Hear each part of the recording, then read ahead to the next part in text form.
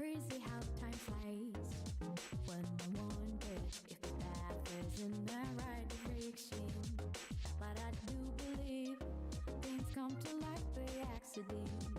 When it remains on, sounds like it's meant to be.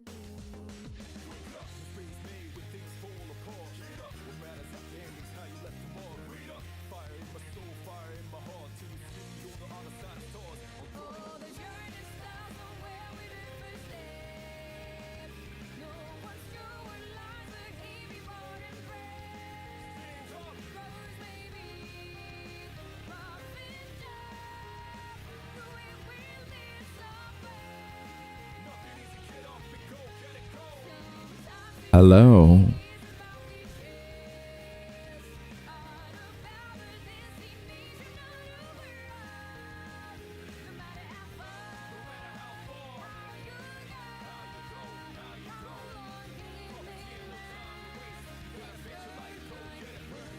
We're getting started right now.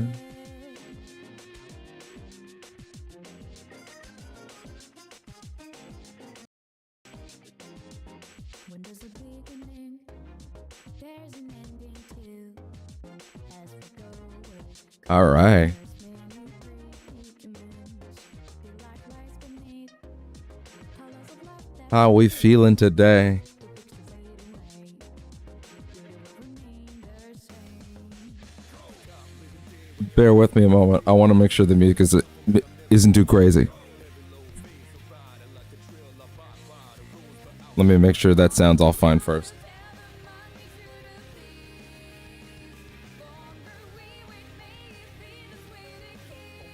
And then we'll get going.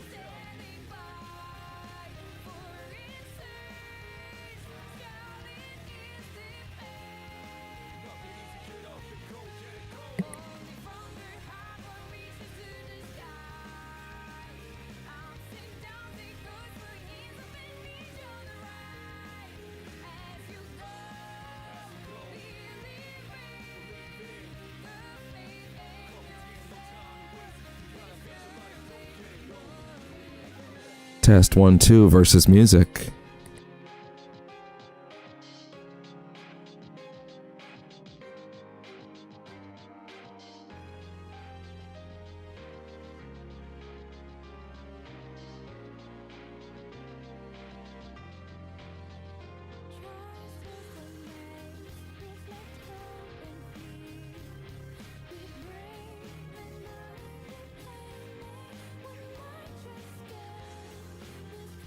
Test 3 versus music.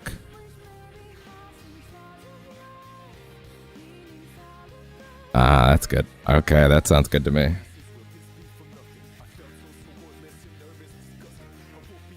Plug myself back in. Good.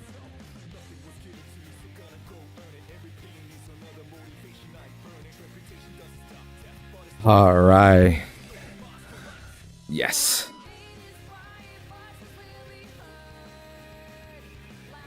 Hello.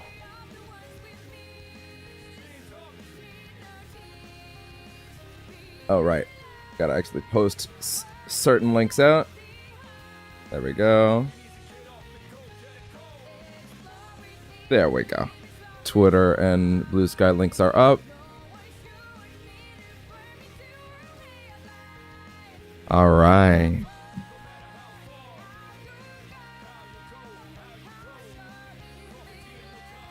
Wish there was a way that I could, maybe not mute Spotify, but mute the, I don't know, just like make it quieter without doing that for you guys. But it's fine. Although, I guess I could bring it down like this. And then, assuming OBS is doing its job correctly, should minimize it out like so. No, it does bring it down overall for you guys, which is bring it to like here. Hello. Welcome to another channel update.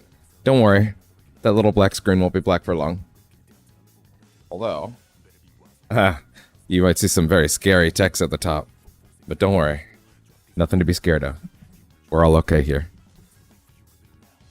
So. Allow me to get comfy. Which normally wouldn't matter too much. Well, reasonably speaking. But, hey there, microphone. What are we doing? Okay. But we'll be doing something a little extra special today. Because we are just chatting, as Twitch would prefer I call it. Who knows who will or won't show up for that? That's okay. Don't worry. You won't be looking at a black screen for long. Today, we're going to talk about the channel. And we're going to talk about future. Going to talk about the end of the 0% VALUECAST. Which might be scary, but it's okay. Part of the journey is the end. And the new beginning. We're here to talk about future goals. We're here to talk about content. We're here to talk about what we're doing. We're here to talk about also the YouTube channel itself and its health. Where all the VODs go. And that's important because you may have noticed some important changes last night. But before we get into that stuff, let's get into probably the most important part of this stream. Which is in 5, 4, 3, 2.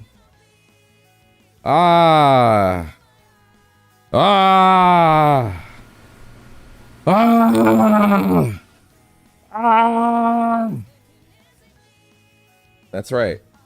That's a me, a Mario. Camera angle's terrible. No, this doesn't mean we have face cam yet. This is just my cell phone rigged up through the, through OBS. And lighting is not in any way set. So it's gonna be what it is. And also, mic position has to change, because normally I would do this. But that's very aggressive on the camera right now, so I'm actually gonna do this. It's a little less aggressive. Yeah. Also, you know, I probably shouldn't bug them, but I mean, everybody wants the cat cam, so come here. I'm gonna bug you. I'm gonna bug you. I'm gonna bug you. Oh, further in. There we go. There we go. There. Now he's framed correctly. You have cat cam, at least for a bit. There's no way that can be the final position of the camera when it's eventually a thing. But yeah. He's very kissy, as always. Right, bud? Right, Morgana? He's a sweet kitty. He's such a sweet kid. Alright, against my better judgment, I'm gonna pick this up briefly. Just bring you right in. Bring you right in. Like I know you want to be. I know that's where everybody wants to be. This is how you get big views. This, right here. Exploit the child for views. It's okay, he loves it. There we go. There we go. Yeah, that's the money shot. That's the money shot. Yeah? Hey, bud. There you go. Oh. So sweet. So sweet. Such a sweet boy. Yes.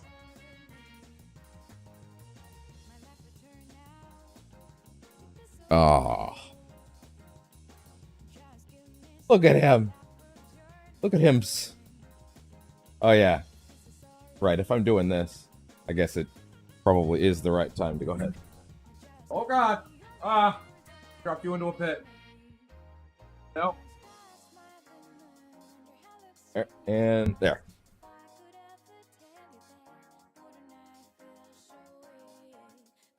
No, don't fall. Don't fall. Don't fall. Okay. That.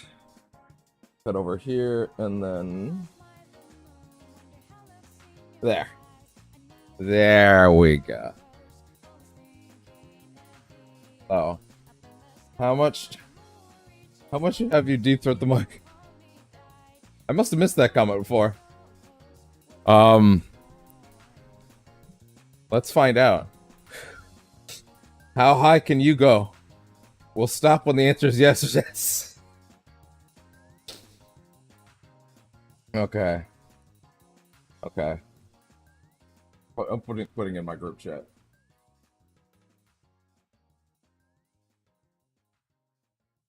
There we go. This is basically a cat stream. All right, let's make sure this is being correctly displayed. 1 grand. When I see it in the dono box, I'll put this thing all the way down. The choice is yours. As soon as that check clears, I will inhale this. That's what that means. Alright, let's make sure OBS is going to allow me to see all these nice things that I need to be able to see. Good. Okay, now that we're correctly displayed, don't worry.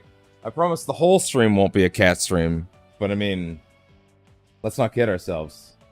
This is where the big bucks are. Hey, bud. Yeah. He's so sweet.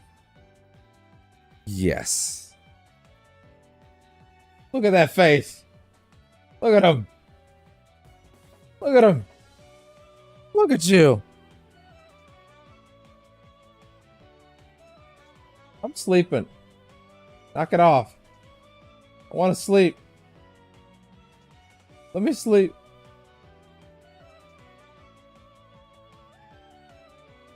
Ah. Don't fall. Don't fall. Okay. Hi. Now that's... Who am I kidding? There'll be more of that. There's always going to be more of that. I'm going to get distracted by just being a cat stream at a certain point. But hey, Twitch might like that.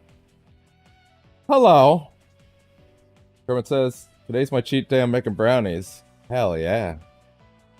Also, this is technically a just chatting stream, so we can talk about whatever. But also, there are actually points to this as well. So, hello. I will be hitting display capture occasionally to show certain things. But largely we're going to be talking. So let's talk about what's coming, what's changing, and what to expect. That being said, I also definitely need to stop monitoring my own mic so that I can speak correctly. There we go. Excellent. Awesome. Also, I hope the music is at a reasonable level. Like if I was to... I'm just going to mute the music for 1 second.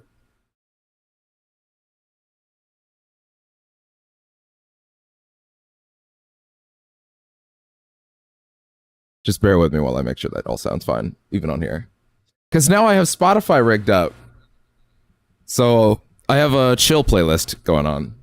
Oh no! Oh, good thing I muted it. It's doing an ad right now. You don't want to hear that. I don't want you to hear that. All fine. That's just for me.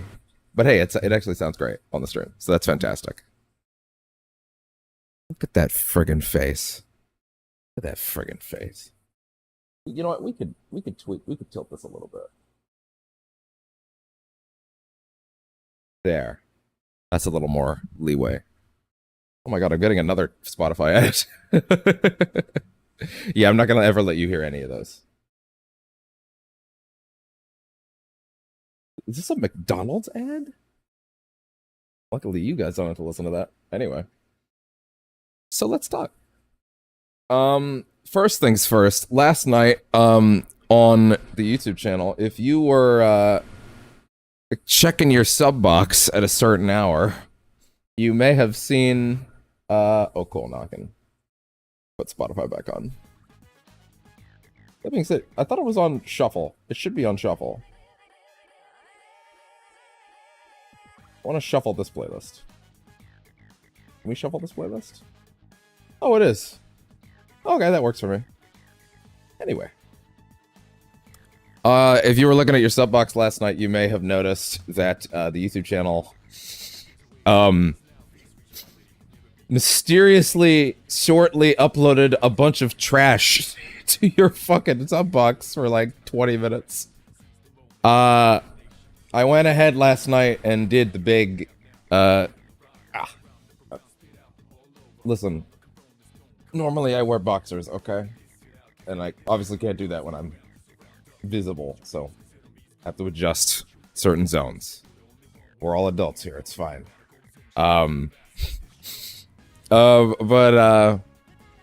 Yeah, so, you may have noticed that, like, 20 to 30, maybe more, absolute gutter trash videos with very bizarre titles and nonsense uploaded themselves to your YouTube inbox. That's because last night I went to go and reorganize the channel. The YouTube, of course. The YouTube bots, of course.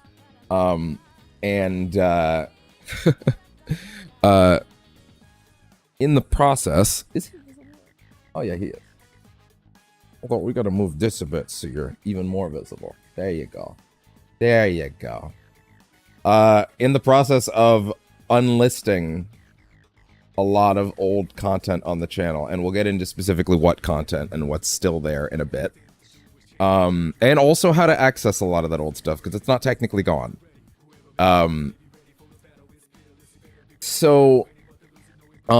In my attempts to basically go and unlist a lot of the old gutter stuff, there's a lot of stuff on the channel that's like private, like completely private, like old videos that are in the category of like little clips that I put on that I would upload to the channel privately to like share to friends and stuff like that every now and then, or like little things I didn't want to lose or wanted to be able to download and put somewhere else that I just never bothered to delete. And when I was going through the process of unlisting things last night, turns out YouTube has a select everything on your current page button. So it's like, hey, you selected all 30 of the things on your current page. Cool, right? Turns out there's also a every video on the channel button. I purged the trash, yes, but in the process, I accidentally publicked all of the actual trash that was never even meant to be public, like stuff that's like was just like Dead by Daylight bunch of numbers, right? Like clips I never gave a name to that I just put on YouTube specifically so I could more easily get them off the console back when I had to do that, and then download it, send it directly to someone that way when that was a thing I had to do, right? Stuff that I just never bothered to delete. And suddenly that shit all published itself to your inboxes for like 10, 15 minutes. Hopefully no one noticed. Hopefully, because I immediately realized, oh no. I just had to go even stop the immediate process and was like, okay, now I need to, oh no, wait, let's pull this a little out of the way. You can barely see me.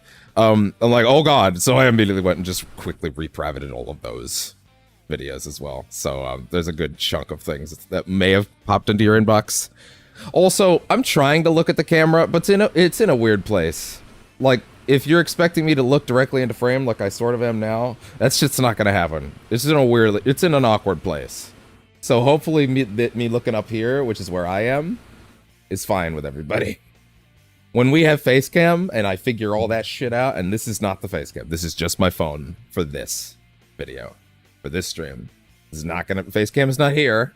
We're not in face cam mode yet. When we get a face cam, that shit is gonna be popping. That's gonna be a real ass camera. And admittedly, my phone camera's pretty alright. Like, I think this looks pretty solid, you know? Like, my phone has a pretty good camera. But, I would still prefer a real ass camera when we get to that. But, yeah, so, oh good. The shuffle is working, I just realized. because that's not the next track in that playlist. So yeah, I quickly realized, oh no, gotta make sure none of the trash is visible. So I quickly reprivated a lot of that stuff. Although I did leave up 2 things, or really 1 thing. There's an old Kingdom Hearts 4 premiere trailer reaction video that I shot off my camera years ago. And I was like, I never put this up, huh? It's called, it was titled Low Rent Reaction, and I probably just got rid of it. And I was like, whatever. So I just left that one up. That was day 1. That's not a thing I recorded, like, recently. And I'm sure you could tell. But, like, also, it's out of focus. I didn't know what I was doing back then. I was just throwing shit around, so I left that for funsies. But yeah, I'm not exactly proud of it, but I thought, what the hell? Someone might want to see my reaction to the Kingdom Hearts 4 trailer when it was revealed. So, and that's the best I had. So, anyway, it's there now if you want to see that, I guess. Let's talk about what content has been moved off the channel, or not moved, but hidden from entirely. Let's talk about what stuff is still accessible and what stuff is not immediately visible. We're gonna go to good old display capture scene. If you don't mind. As soon as I can fucking find it. There we go. Ooh, 1 second. Spotify is not in this scene. I went through and put Spotify in a bunch of my scenes earlier, including some special ones for later when we announce some things. But I clearly missed this one, to be fair. Let's see. Where is it? Application beta, Spotify. There. All set. Okay. And then, bam. Oh, I love this one so much. So let's talk about what's here for a little bit. This is actually perfect for, like, perusing the channel itself. Here we go. Actually, no, this is a good thing to use in both contexts. Ignore this video from Epos Vox, who taught me how to do all this bullshit. Don't worry about that. Also, you like the thumbnail? I threw that together like 20 minutes ago. I thought that would get people's attention. So firstly, let's go to videos. Let's go all the way down. Everything that is still visible on the channel is something that I am personally, I feel even today I can be proud of, right? Let's be real, a lot of this stuff no one's seen. Like, a lot of these things don't have views, right? You know what, perhaps it would be better to actually go to the channel content itself first. That may make more sense. By the way, it is just OBS is displaying perfect, right? Ignore all the tabs! Don't look at them! Don't look directly into the light variant.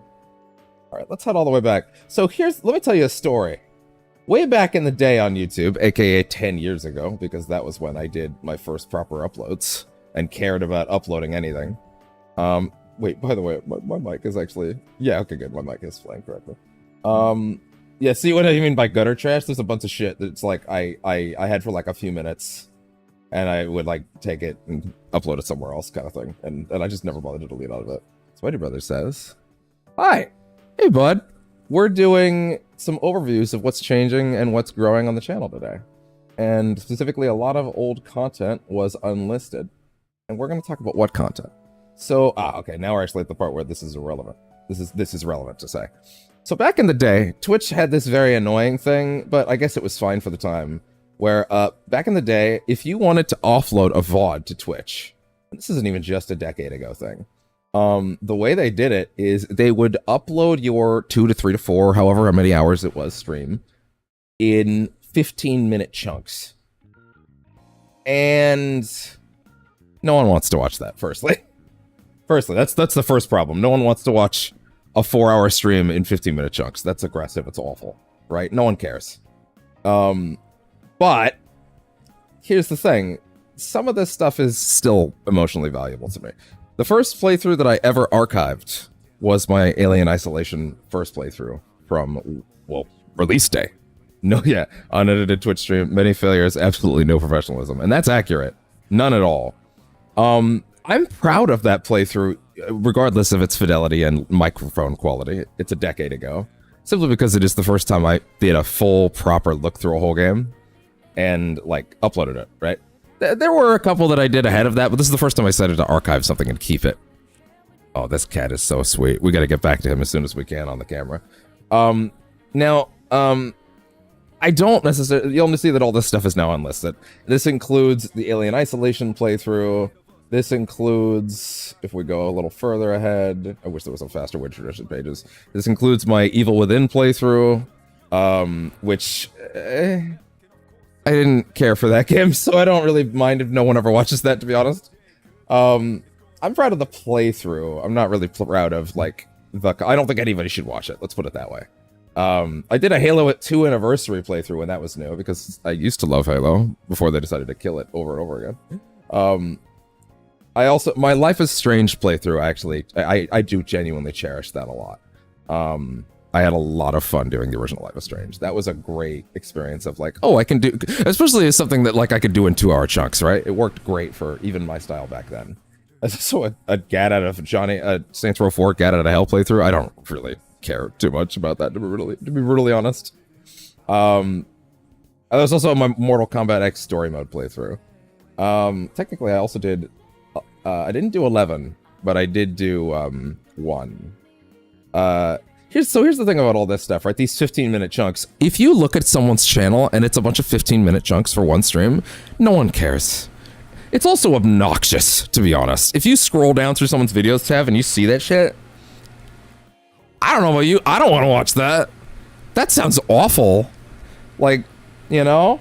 Especially like just having to sift through all of it, right? To get to the other stuff. Oh, my Tales from the Borderlands playthrough. That's another one I'm proud of, right? I am proud of that playthrough because, hey, Tales from the Borderlands, I don't care for Borderlands, actually, by the way. This is a hot take. I really don't like the Borderlands franchise. Tales from the Borderlands is one of the best sci-fi stories ever told. I'm not kidding. I know that those statements sound oppositional, but I think Tales from the Borderlands is fucking fantastic. It's probably the best thing Telltale ever made. I mean that. It's even better than Walking Dead. It's really fucking good. And it had no right to be as good as it was. Especially being as delightfully hilarious as it was. Because I don't think the main games are funny. But I thought Tales was actually fucking incredible. I didn't believe Sam when him and Fabio were telling me, no, it's really, really good. It's really, really, yeah, okay, whatever. And then I played it, I'm like, oh, this is really, really good. Holy shit. Batman Season 1 and 2, also solid. Not incredible. I didn't actually finish that Guardians playthrough. But you see what I mean? We've crossed nearly 400 videos at this point of just 15-minute chunks. No one cares. No one wants to watch this. It's an Injustice story mode stream that's also like that, you know? No one cares. If anybody sees that on your feed, it sucks. It's aggressive. It's terrible. If you look through the video feed, it's not great, you know? I've also taken out a couple things that were like, just not... Either I didn't finish them, or I didn't have a good reason to have it there. For example, Life is Strange 2. I started playing that, and I couldn't maintain interest. I didn't even touch the second episode onward. Like, I didn't care. I thought I would, I didn't. I thought the first episode was very flat and dull, and I didn't care for it. There's a ton of other streams that I've decided to unlist, some private. But you'll notice around here is when video hours start ticking up, right? This is around the point where I'm like, hey, these episodes, I was able to start streaming as singular chunks off Twitch and upload them as VODs. That's fine. That's not aggressive. That being said, having even a bunch of these like that is still aggressive, because episode 1 of season 2 was still like that, and it was not great. But that's still like 400 videos in the video section of the channel. It's just like slop to the average viewer, right? The average person sees that much and just goes, oh my god, I don't even want to think about watching that. Even though realistically it's the same amount of content, right? As like a 4-hour, 8-hour stream, right? But it looks worse when you see that many. It feels bad. It feels bad to look at, and no one wants to engage in that. So, firstly, because I am proud of a lot of that stuff, and I don't necessarily want to trash it entirely, right? I have, in the playlist section, kept all the old playlists intact. So if you scroll back far enough, the Alien Isolation playlist, for example, is here. And these are unlisted videos, but they're not private videos. Meaning, if you were enterprising and enough and really just wanted to see my first playthrough of Alien Isolation. If you cared about that game for whatever reason, and there's a lot of good reasons to care about that game. It's great. And you were able to stomach that quality. Then here it is. It's all still here. You can click on any individual video. Let me just pause Spotify for a quick second. Like, here. Yeah, you can technically see whatever the hell was going on here. What fucking video quality was this? How bad is this audio quality? Hold on, we're gonna find out together. I don't remember. I'm really curious how that stun rod works. Oh no! I forgot! I'm getting the impression it feels like whatever. Yeah. And you see what I mean? If someone clicks on that and thinks that's what the channel is today, they're just gonna leave forever. You know? Like, I'll probably put a note on a lot of these old playlists like, hey, this shit's severely outdated. What fucking microphone was I using back then? It's almost fitting for the Alien universe, though. You know? Like, it almost sounds like I'm talking through their lo-fi sci-fi shit, you know? Okay, we're gonna do a flashback to this guy's perspective. I like that, that's cool. Hey, listen, it almost sounds like I'm actually talking through that suit. Oh boy. Hey, it's lore accurate. Shut the fuck up, it's lore accurate. Oh god. Yeah. So listen, if someone wanted to stomach that, if someone wanted those raw reactions, if they mattered to you for whatever reason, if you'd like to see those, they're still there. Right, so you can peek at those. That includes the Evil Within playlist. That includes the Halo Anniversary one. That includes the Get Out of Hell one. That's the one I'm not particularly proud of. Like, I'm almost tempted to hide that one now. You know, like just delete it. Be like, nah, I'm good. Right, the Life is Strange ones, Mortal Kombat ones, all that stuff. You know, some of these are literally just private things, like for like things when I wanted to look at, like a couple of MST3K VODs I wanted to check out. These are not like public or anything. I didn't. Honestly, I might get rid of this one. Honestly, because it's an unfinished playlist. Like, we didn't finish the game, so like I'm actually strongly you know, and actually fuck it. Yeah, we're gonna unlist the playlist. We're not gonna get rid of it. We're gonna unlist the playlist because whatever, it's fine. Then it's kind of funny I put this as a playlist because it's just one video, because it's a full playthrough in one VOD, but also fair enough. Additionally, in addition to all the old gutter stuff, right? I have also eliminated the vast majority of the 0% ValueCast archives.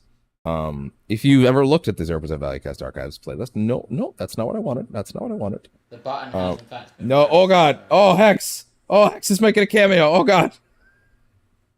Hex didn't consent to being on this stream. Oh, I'm sorry. That's okay, she wouldn't actually give a shit. But, yeah, so the old 0% ValueCast archives is here. These were originally this was a playlist that basically auto-updated anytime I put out something with that title, 0% ValueCast, up. And it's the playlist itself is, here's the thing, I think I unlisted basically everything in here last night except for the D&D VODs, because those are things that Hex worked very hard on. Hex put a lot of love, effort, and care into all the D&D stuff, so I did leave that stuff public. I may make it its own separate playlist first. Like, I may put all the D&D VODs in one unlisted playlist. Well, sorry, I'll keep the playlist available, but then I'll unlist the playlist itself. I'll keep the playlist public, but then I'll unlist even the D&D VODs in it. I'll make it like a new D&D playlist kind of thing. Just keep that stuff there just for Hex. I'm going to actually ask Hex if she'd prefer to like host these somewhere else on her own time. Where's my kitty, by the way? Oh, right. Right. I'm sorry, I forgot. You can't actually see him on the camera right now. That's fine. But yeah, so... Oh, yeah, right. We can go ahead and put Spotify back on now. There we go. Mood restored. So, stuff like... Let me scroll all the way down for a second. A lot of this stuff I have no love for anymore. And it's not even that I dislike it. It's just... It is gutter trash content. Listen, the 0% ValueCast, when I started it, the point of it, I think Hex helped me come up with the name, was I'm gonna do a show that has no value on the internet, that I'm just footing out space, and I don't care if anybody watches it. We're just hanging out, you know? It was like a hobby, you know, just for the fun of it. But we're gonna try and take things more seriously now and build more of a brand. And while that was fun for the time, and I kept the brand throughout the years because it was a good brand and I thought it was a good name. Overall, it's just not representative of the channel anymore, I think. I think we need to build a new bridge going forward is kind of my thing. So, broad scale. Let me grab my tablet, actually. Let me actually make sure I can monitor the Twitch VOD parts of things real quick to make sure that that's up to date. Oh, we want to mute that. There we go. Yeah. So, oh God, wake up, get out there. So, thank God Sega lets this shit just fly. I see this shit in I hear this shit in the background of so many video essays, so they're fine. They're cool with it, evidently. Yeah, it's a bunch of stuff that I was just like, yeah, no, like you could see a lot of this doesn't have any views, right? And I don't really think I'd want to direct anybody to most of these. It's mostly just for me doing things for fun, you know? That being said, I did keep some of them that I'm proud of, and we'll talk about which ones in a bit. But this whole playlist pretty much is gone. The playlist exists. You can go look at it if you really want to. I don't really think anybody should. I'm going to keep it here for the sake of the links existing. But large scale, a lot of this is not visible anymore on the channel. And we're going to talk in a second about what is. So,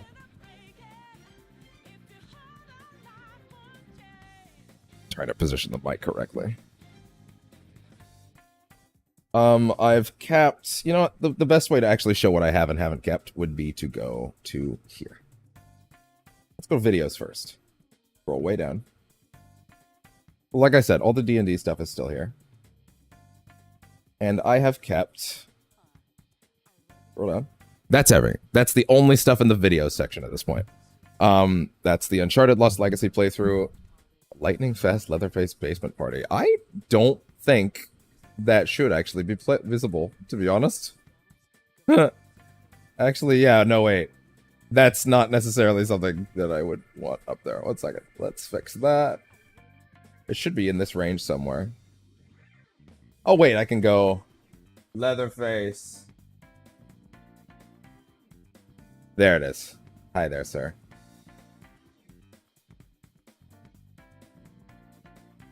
There. All fixed. So, like I was saying, my old playthroughs of the Dark Pictures Anthology. So Man of Medan, that playthrough is going to stay, because I think that's good. Although that playlist is very funny, because my stream setup failed me 5 minutes in, and then it streamed for 4 hours, so the entirety of the game is part 2, quote unquote. It says that in the description. And then part 3 is like a minute and a half left for the stream. I don't know what happened back then. The old, I'm gonna play the last part of KH3 on Critical with my friends. I'm gonna leave out for posterity because that was a fun stream. And then the more of the endgame Critical stuff, still with friends until it's not. This is the big exception. I loved my first Subnautica playthrough. That was one of the best things I've ever done. Even though I had a lot of people in there that I don't talk to anymore, people that I do and don't have love for. I won't say who. Frankly, in many ways, I think I still love the majority of them. It's just people drift apart, and that's just life. Regardless of that, I love that Subnautica playthrough, and you couldn't actually get me to unlist that if you tried. It's just that good. I love it. I love it. I love it. I love it. I love it. I love it. I loved that experience so much, and I do genuinely think it's worth watching today. I know, I don't know if anybody would agree with me, but I do genuinely believe. Sorry, because I'm probably better to do this than force everybody to look at all those tabs. I love that playthrough dearly, dearly, dearly. It's obviously got a lot of people talking in the background, and it's chaos, but that was what those streams were back then. And I think again, you couldn't convince me to delete that. It was a special time. That playthrough was sanctious. It just sacred to me. I don't think many people have watched these, but oh, ads. Nope, whatever that is, mute the shit out of that. Anyway, let's just unmute that for me, but mute it for you until it's my music again. We've kept my original Kingdom Hearts 3 Remind playthrough, which for some reason part 2 seems to have come up second. I don't know what happened there. And all of the proud mode runs of all of the Remind bosses have stayed as well. You know what? Actually, I can move this mic to a better position while the camera's not on. Yeah, so I've left all these Kingdom Hearts 3 boss videos because, well, I loved those videos as well, and people actually do watch those from time to time. Like, they have solid view counts. Obviously, I'm not going to enlist this because this is the thing that it feels like most people arrive at the channel from. This has been my only piece of offline content for a long time. Oh, that's a good track. Oh, wait, but you can't hear it right now. Okay, now you can. I'm gonna repeat that. There we go. There we go. All right. So, as I was saying, the Limit Cut stream, the Yozora streams, which were just a fucking mess, and I loved every minute of it. It was chaos. Yeah, again, all the Subnautica stuff.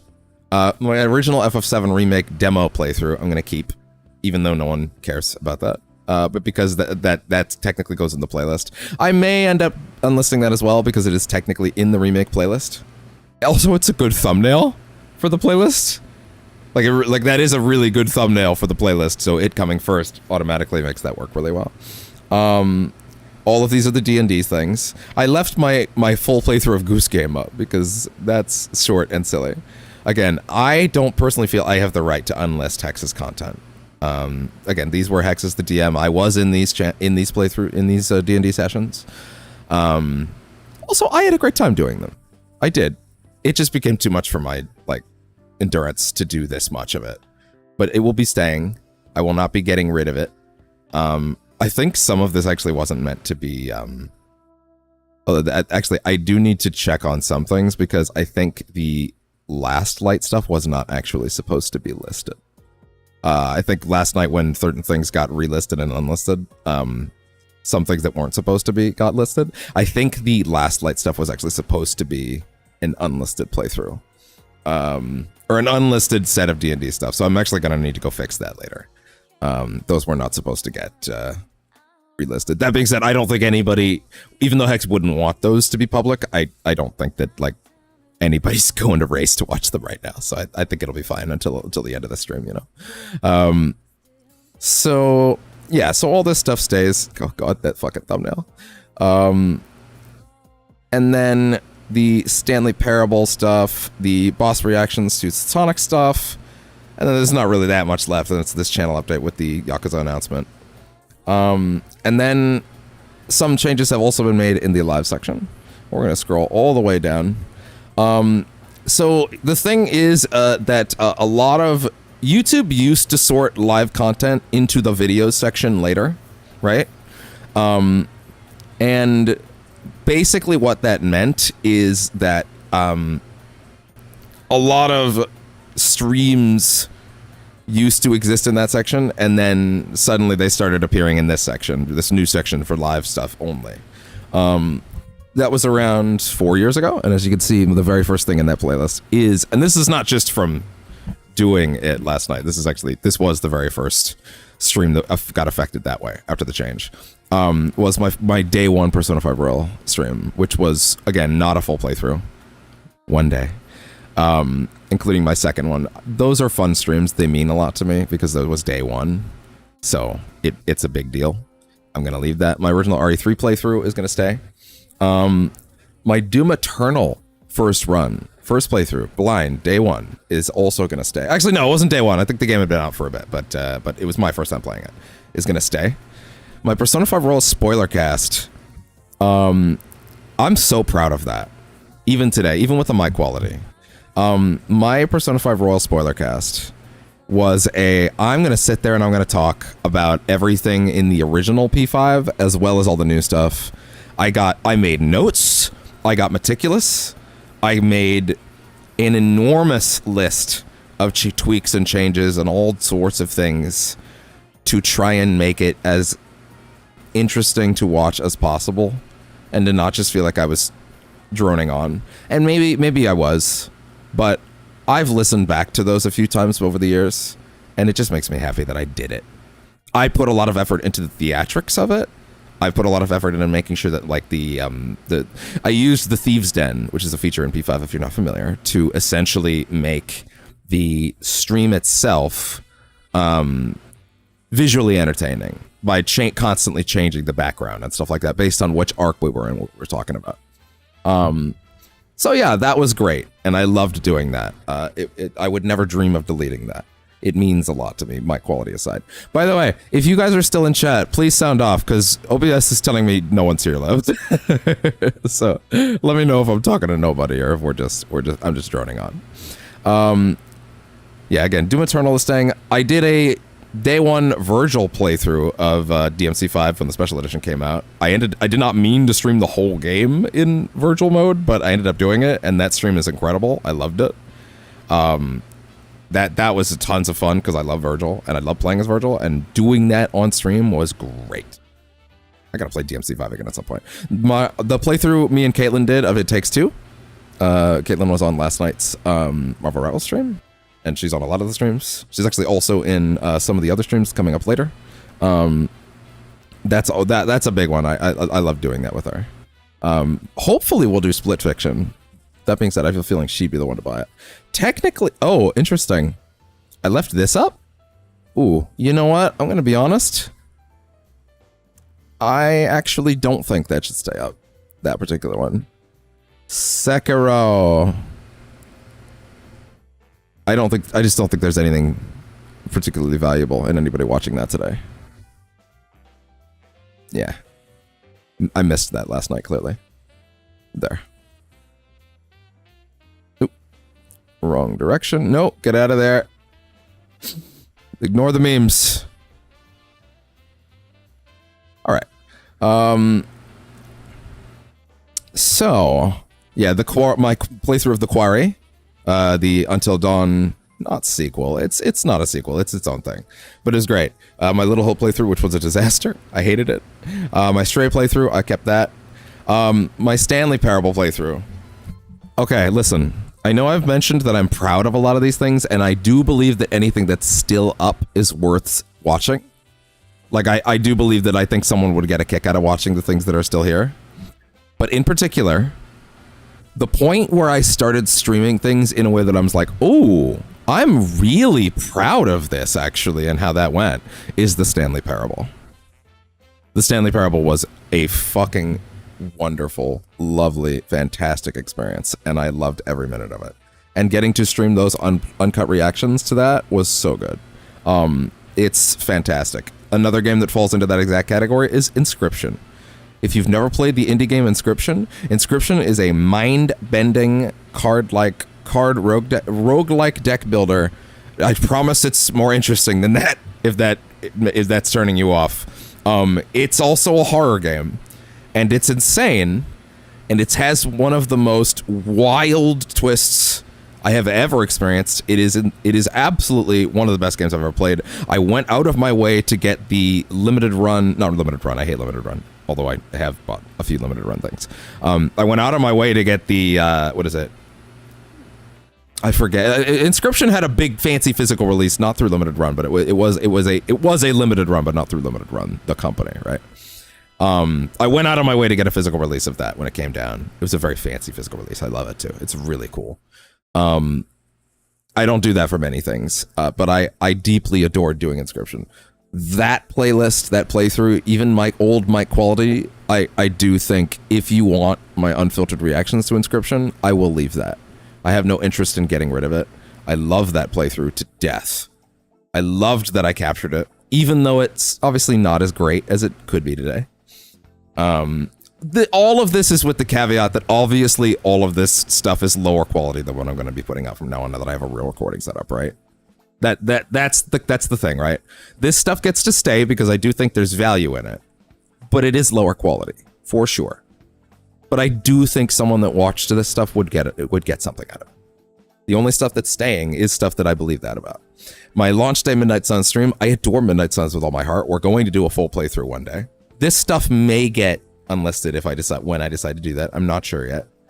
My playthrough of the Callisto Protocol with Caitlin, that's also a case of a thing that was great to do, but man, did both of us hate it. And then Dead Space Remake also with Caitlin, although session 1 got really fucked up because I didn't realize Caitlin wasn't being heard until like 80% of the way through, which really sucked, because that meant that was like nearly 5 or 6 hours of me talking to no one, and you know, it was unfortunate. So that sucks. All the Midnight Suns DLC playthroughs, I was really happy. I was happy I was able to get all those runs in like several streams easy each time. Wow, I did 13 and a half fucking hours for the Morbius DLC. That's crazy. My original RE4R playthrough, my launch day stream for Aliens Dark Descent. I think that's a fun stream. My 2-day early FF16 stream, I don't know, that could go away.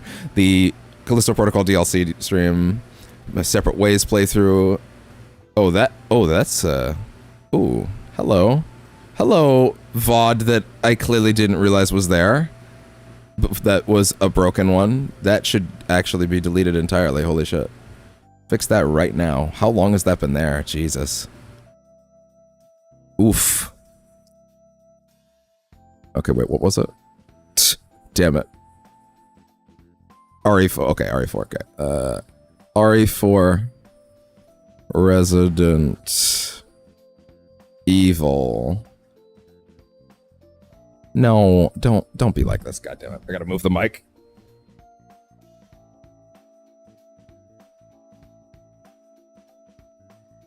Or really?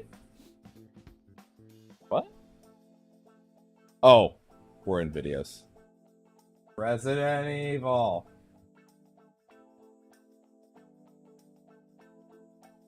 Oh, show all. Oh, that makes more sense.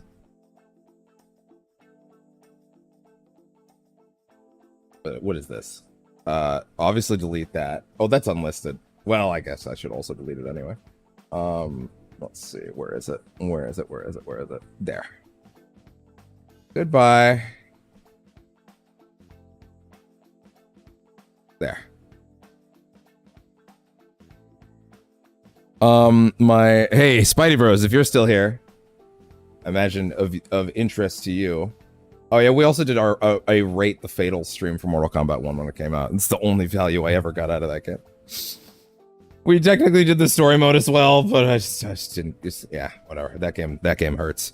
My original blind playthrough of Marvel Spider-Man 2 from launch day was also very special to me, even with the old video fidelity that was nowhere near as good as the one that we just did. Hey, if you wanted my original reactions, even if you just wanted to thumb around the playlist to skip to the bits you really wanted to see, right? Maybe you don't necessarily want to watch the whole playthrough again, because you're like, I don't know, man. You just watched me play through the game in a much better quality than this was, right? I totally understand. I don't blame anybody for not necessarily wanting to spend time on that, right? That being said, if you want to see any specific bits, that's there. So, yeah, the whole playthrough is right there. Next up was my Alan Wake playthrough. That is deeply special to me because Alan Wake 2 was a playthrough 13 years in the making. I put a lot of effort into making sure that that playthrough was digestible, even if you never played any of those games. I loved doing it. I played that game on camera 4 times at this point. And now that I have a real recording setup, I feel like I'm going to have to do it a 5th at some point, but that'll probably be like a on the road to Control 2 kind of thing. Like we'll do all the Remedyverse games in a row kind of thing more than anything else. But that is maybe one of the most things I'm most proud of today. My Like a Gaiden stream for Like a Dragon Gaiden, day 1. I did a couple of these, and then we stopped. My Persona 5 Tactica playthrough is a big deal for me because this is the moment that I realized I can play big games, that I can actually stream giant games on the channel. That was my glass ceiling breaking moment of like, oh, I can do this. Before then, I just thought, nah, I can't stream the whole thing. It wouldn't work. I could. I'm just glad that I was able to stream that whole game and Atlas didn't stream block it at any point. But yeah, I just kind of originally those videos were labeled "We'll See," session 1 of "We'll See," and then like I just fucking I just kept going, and then it was done, and I was like, well, shit. At this point, I might as well just finish, you know. And that was when I realized, oh wow, I can actually just do this, huh? I might unlist this as well. In fact, yeah, you know what? I'm most definitely going to unlist that. Resident Evil 4 VR.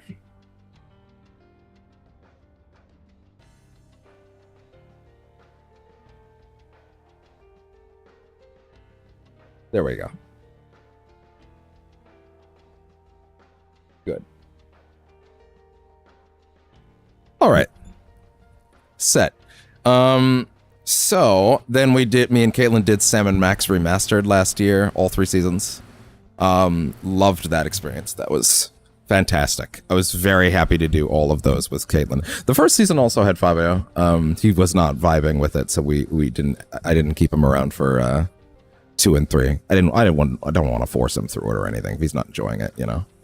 My Infinite Wealth streams, which is a semi-complete playthrough. I've told that story before. We played the first 3 or 4 chapters, and then I stopped, and then I did like the lion's share of the side stuff in the game. We came back for chapters, the last chapters of the game, basically. And then, hey, guess what? My Persona 3 Reload playthrough is the single most proud thing I have done on the channel. I would hope that's obvious, but yeah, like that is 100% the best thing I've ever done on the channel, in my opinion. Both in terms of like actually getting it done, right? Both in terms of actually getting, how do I put this? Both in terms of, oh, ignore me messing with social stream. I forgot you could see that right now. That's funny. That's funny.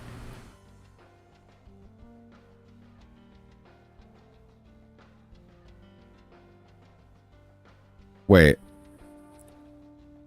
Where's that audio coming from? Oh, it's coming from here. That's why you can't hear it. Oh, that's good. Oh, good. So OBS wasn't capturing that. Fantastic. I just wanted to check how that was going over there. Ignore me. I forgot I'm sharing my screen entirely right now. Anyway. Yeah, as I was saying. Yeah, so... Oh, wait. Remake of the most important video game I ever played. It was a big deal. Not many people have watched these. I get it. This means the world to me that I was able to capture it. Genuinely. There's not many things in this world that make me happier than the fact that I was able to capture that. Oh, hun, I don't care about last week's hail. Oh God, no, stop that Spotify. Who gives a shit about the hail? Jesus fucking Christ. I don't have Spotify. I have Spotify free. So they just do that, I guess. Anyway. Yeah, and then we came back and did the last parts of Infinite Wealth, which was on camera, which was so good. Then we did the remake into Rebirth streams. Barely anybody has watched these, which is, you know, kind of par for the course. But the amount of footage there is for these, I think I was kind of surprised yesterday looking and realizing, man, really no one? But also I get it. I understand, you know. My Still Wakes the Deep playthrough, I love doing. A lot of the thing is, a lot of this stuff, if you're looking at it today, is stuff that I'm happy I was able to do. But like microphone quality wise, people were not really here for it. My Astrobot playthrough, Astro's playthrough into Astrobot playthrough made me really happy. The episode I guess playthrough. Oh, okay. We now have music back. There we go. All good. My Astrobot playthrough, the episode I guess playthrough, the Sonic Frontiers stuff, into the, of course, the Metaphor hard mode playthrough. Enormously proud of that. More people actually tuned into that, which is crazy. I'm not exactly sure what it was about that made more people tune in versus, because there was no difference in my capture setup at that time. I'm actually really not sure what made people jump in for that. But hey, I mean, it might have been the fact that it was a hard mode playthrough. People might have been more invested in checking that out. I think when you do a special thing on stream like a hard difficulty, people are more inclined to like jump in. You know, there's something about it that makes people go, oh, okay. Because they actually have decent view counts for Metaphor, which is great. Also, there may have been a chunk of people that maybe didn't know if they wanted to check out Metaphor. And they're like, hey, I don't know if it's enough like Persona, so, you know. But doing that hard mode playthrough was great.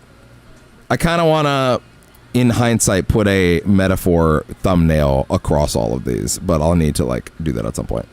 The Sonic X Shadow Generations playthrough.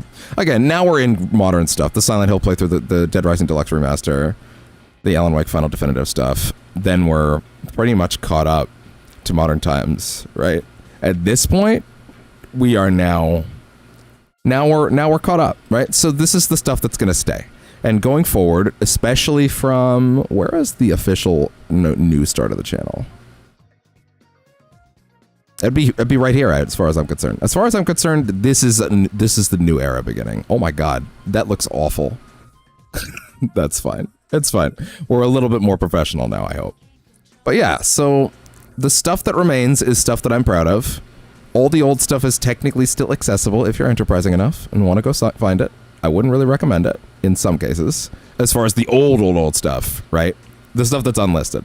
That stuff I won't think I'd recommend, but it's there if you want to see it. And and when it comes to the rest of the stuff, we're keeping everything where it is, right? And I think that'll be just fine. As far as everything new going forward, obviously, I think that the level of quality on the channel has drastically shot up. And I think the 0% VALUECAST, as a result, is perhaps run its course.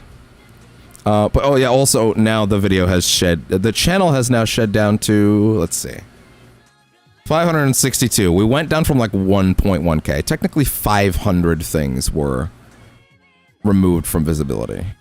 And all right. Well, I'm gonna say that at that point, it's time to jump back here. Hey there. Hey there, hey there, hey there. Let me get this back up. Where is that? Where is it? Where is it? Where is it? Where is it? Here we go. Oh, the perfect track just kicked in for that moment. That's great. All right. So, I didn't realize we've been on for an hour at this point. So did Kermit and Spidey Bros bail? You guys gone? He's still there? What if I brought the cat back? To be fair, you can watch this later too. I don't mind that either. So yeah, that's the current state of the channel. We have a lot of stuff. Oh, sorry, wait. There was one other big thing about the state of the channel. Well, actually, you know what? It dovetails into the current projects, right? It's fine. Ignore it. Listen, sometimes we get itchy. It's okay. Don't be weird about it. So, oh yeah, 1 second. Hello, sir. I know. Oh, I know. I'm sorry.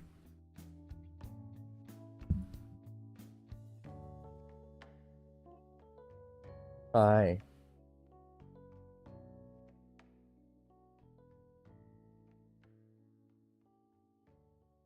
Look at this. Look at him.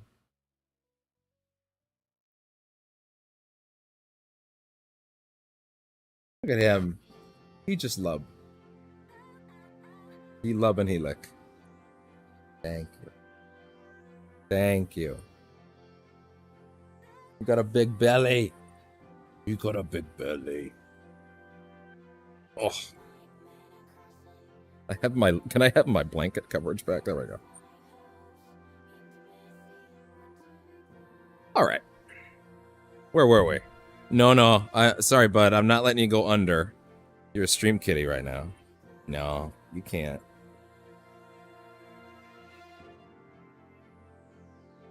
Gotta be visible. There. There we go. There we go. Make sure Twitch is visible over here. Good. No, no, sir. No. Is he visible? Can't tell. Where's his head? His head's right here. Okay, hold on, wait. Hold on a sec, bud. I know, I'm bouncing you around a lot.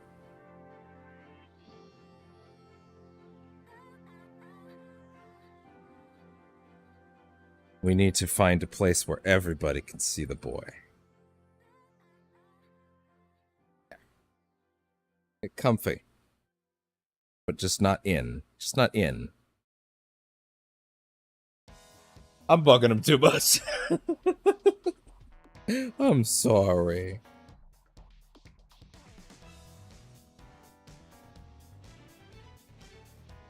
Anyway. So yeah. This thing's slightly better positioned. Oh no! Ah! I knew that was gonna happen at some point. I knew that would happen at some point. Fall. Don't fall. Look at him. Look at this silly boy. Nice and set. Tilt down. There you go, bud. There. That's nice and set. Oh, yeah. There we go. Anyway.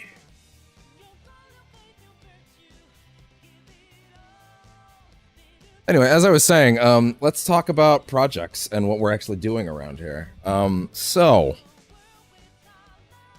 in terms of projects, what's going on? What are we doing? What am I trying to accomplish right now? What we're trying to accomplish is we're gonna be obviously a variety channel. We're gonna be hanging around, messing around. I'm trying to do things that I can be proud of, that I can be invested in. Try to be something engaging and fun to watch, you know. I think the last hour of the stream was probably a little too informationally. You know, I don't know how much of that. I would hope this functions better as a VOD. Let's put it that way. But yeah, so we've reorganized some of the projects going on the channel. You may have noticed an absence in the video feed as I was going through the channel earlier. Look at him just licking that belly. It's been a long time since I heard the full version of this one.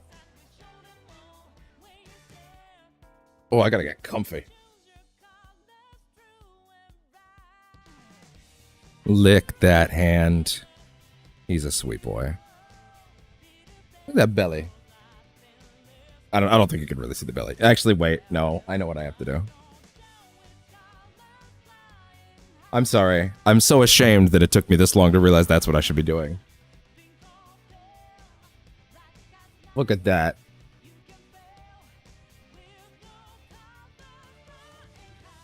That's a belly. Belly. That's a belly. I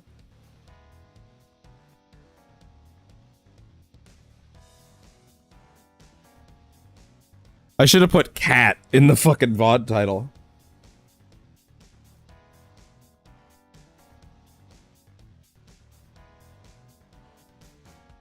Actually, wait. Quick actions.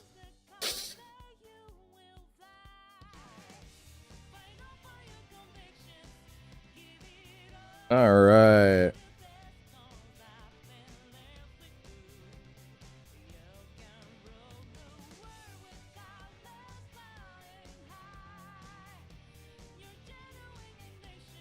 Plus my cat. No, plus cat. There. There's a cheat sheet. Excuse me, sir. Did you just Did you just try to run away?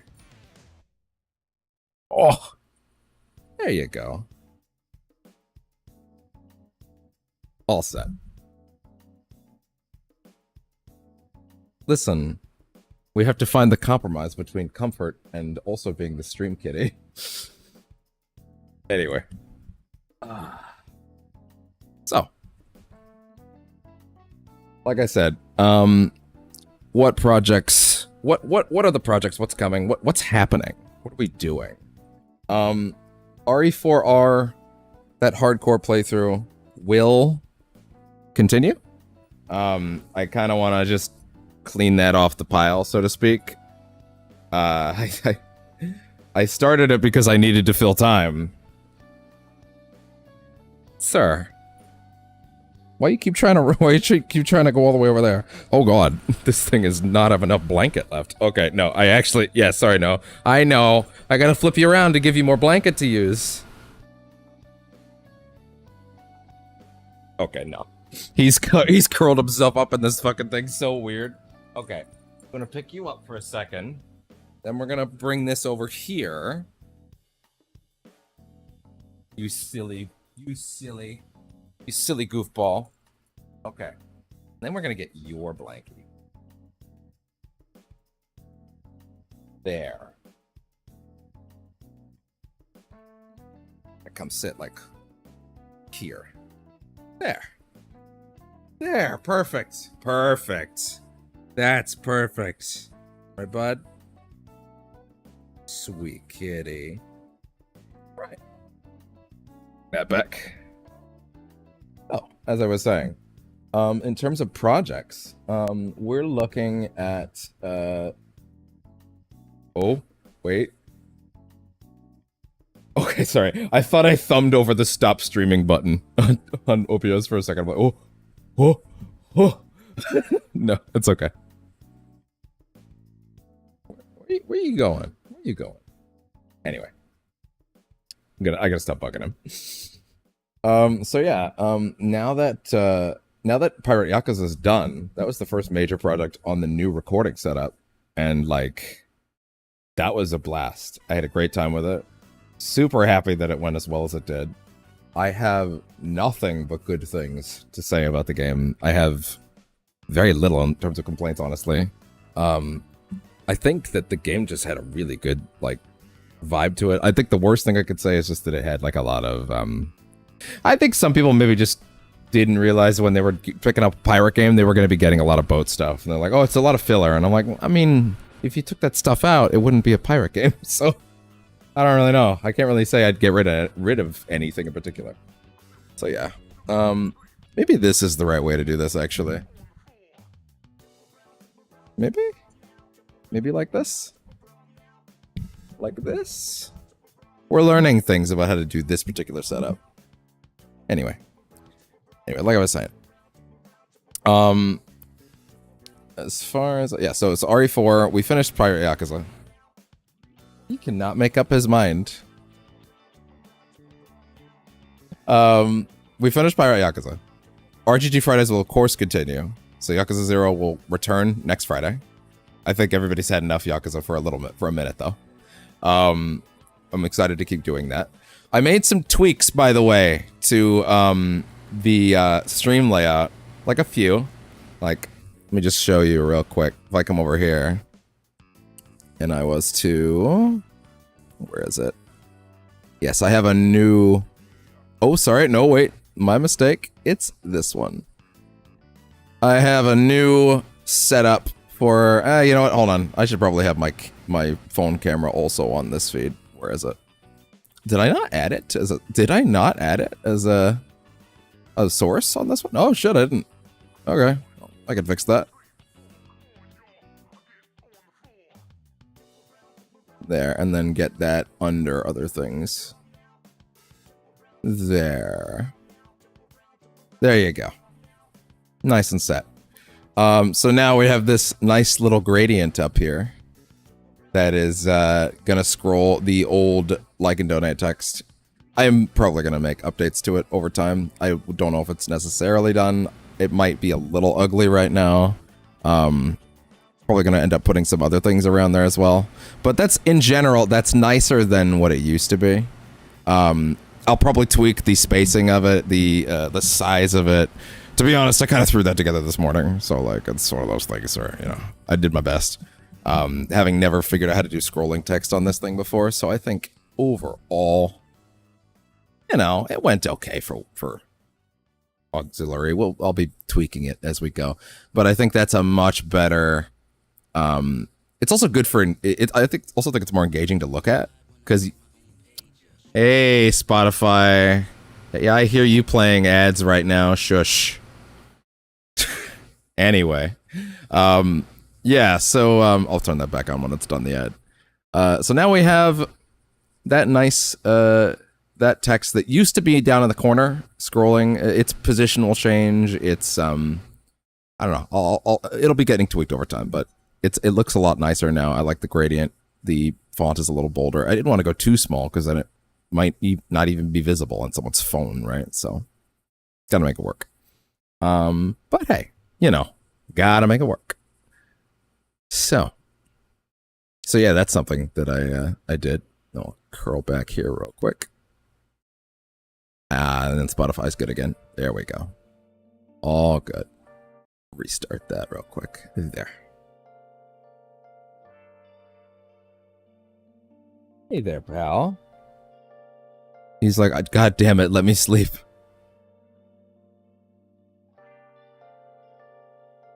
I will, I promise.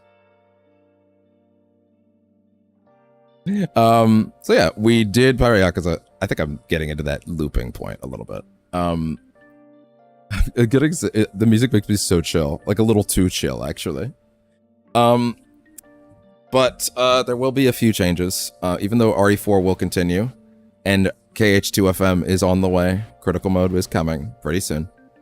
I know that's what quite a few people seem to want to hear because that was a big success.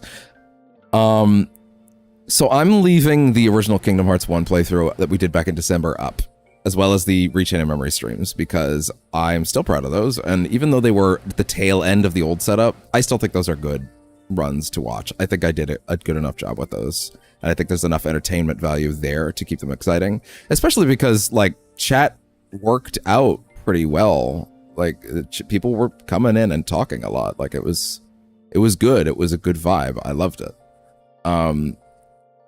Even though I'm happy that Kingdom Hearts 2 onwards will be on a much better recording setup, I don't necessarily think that's a good enough reason to junk the old stuff. Oh, we have a new comment, I think. No, we don't. No, we don't. Ban atmospheric horn. Sorry. Sorry, bot. Anyway. Whoopsie. Can I get rid of that? No. I guess I could refresh the plugin. Yeah, fine. I'll just do that. Chroma.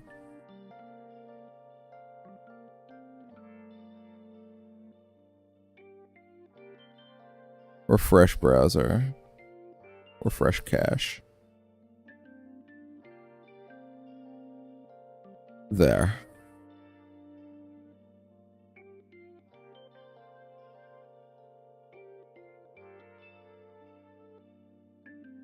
There.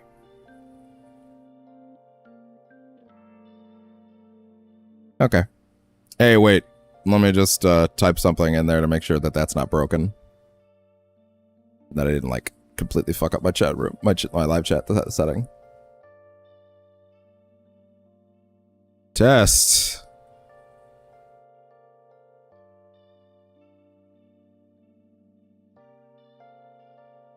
It worked in one space, but not there. Uh-oh. That's not good.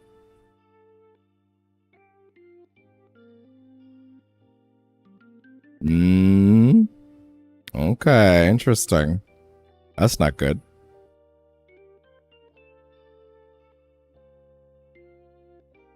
Okay. I don't like that. I don't like that one bit. I mean, we still have a functional chat down there, but I don't like that. That's not good. I guess I'll have to figure that out later. I'm not gonna waste time on that on this. But yeah, so at least we have a functional chat still. Thank you, Social Stream, for that one, because apparently Owned 3D just had a little bit of a, oh hey, let's just look, it just showed up. There you go. Never mind. Just took a bit. Oh, you was right. YouTube has a weird delay. Okay, then we're all good. They just wanted to scare me. So even though we finished Kingdom Hearts 1 and Rechain, I'm going to leave those up. Because, again, good playthroughs. I think they were fun. People showed up. The next one will be better, drastically. Anybody that's been waiting on that, for that to pop up, is going to notice that. Well, you may have noticed when I was thumbing through all the channels earlier that Mass Effect is not visible anymore. And that's because the Mass Effect streams are canceled. I'm not necessarily saying that I'm never going to stream those games or that I like hate them now or something like that. This is too upbeat for me saying that I canceled a playthrough. But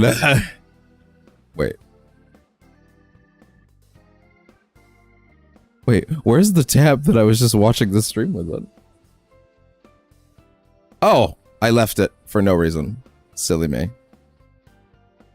Now I'm getting tripped up by basic Chrome shit. That's a great sign. So Mass Effect is being canceled. Why? Because as you may have noticed in some of the last two sessions I did do back in January, I wasn't feeling it so much anymore. And even though I started Mass Effect on the channel, oh god, the goal was to do the trilogy eventually, but I was like, let's do one. Trying very hard to make him visible. Let's do one because one's shorter than the other two. I can gun one really easily. Basically, was my thought process, and unfortunately, I don't think I was correct about that. Gonna move that slightly. I don't think I was correct about that. It didn't end up being as expedient as I wanted it to be. But also, here's the thing: we barely started. Is the big thing. And it was on the old setup, right? It would be too jarring. Yakuza 0 is okay as a thing I can do a bit of and then keep going on, because I'm not going to stop playing that game. I love that game. I love those games. RGG Fridays is now a thing on the channel. We're going to keep doing it. Like, I can put a disclaimer in the playlist that basically says, hey, this, the first 6 of these are a little rough. 7 onwards or whatever it ended up being. That is now the real deal. This is what it actually looks like. Skip ahead. I have put a note in that playlist. It says, hey, skip ahead to those ones to see what the setup is like. And then, you know, you'll see. Also, we'll do 0 again at someday when it's time to like when it's time to run through them all again and do a legend playthrough. That'll end up happening. Also, as a weekly thing, I just don't have to worry about getting burnt out on those games. You know, I love those games. I love coming back to them periodically. And again, as a weekly thing, I don't feel any sense of burnout. I'm like jazzed to come back to it every time. It's been great for it. I almost wish I could have done that with Pirate Yakuza to a certain extent, but it did make sense because I wanted to see what happened next, you know? So it's like, So we're going to charge through it. So yeah, but yeah, since we barely started Mass Effect, we barely got off the Citadel. We were about to do the Bring Down the Sky DLC, which is a thing you do right. We just got Liara, right? Which is the first thing I tend to do after you get off the Citadel.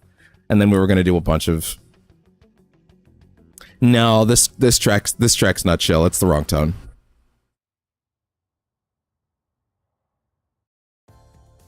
There we go. That's better. Because we'd barely started, I was like, if I decide to do Mass Effect one day, let's do it when I'm like jazzed to do it. And here's the problem. I'm not currently jazzed to do it. I'm not jazzed to do it at all. I'm actively unexcited. And that's because Baldur's Gate 3 is still hot, even now. And especially after Veilguard,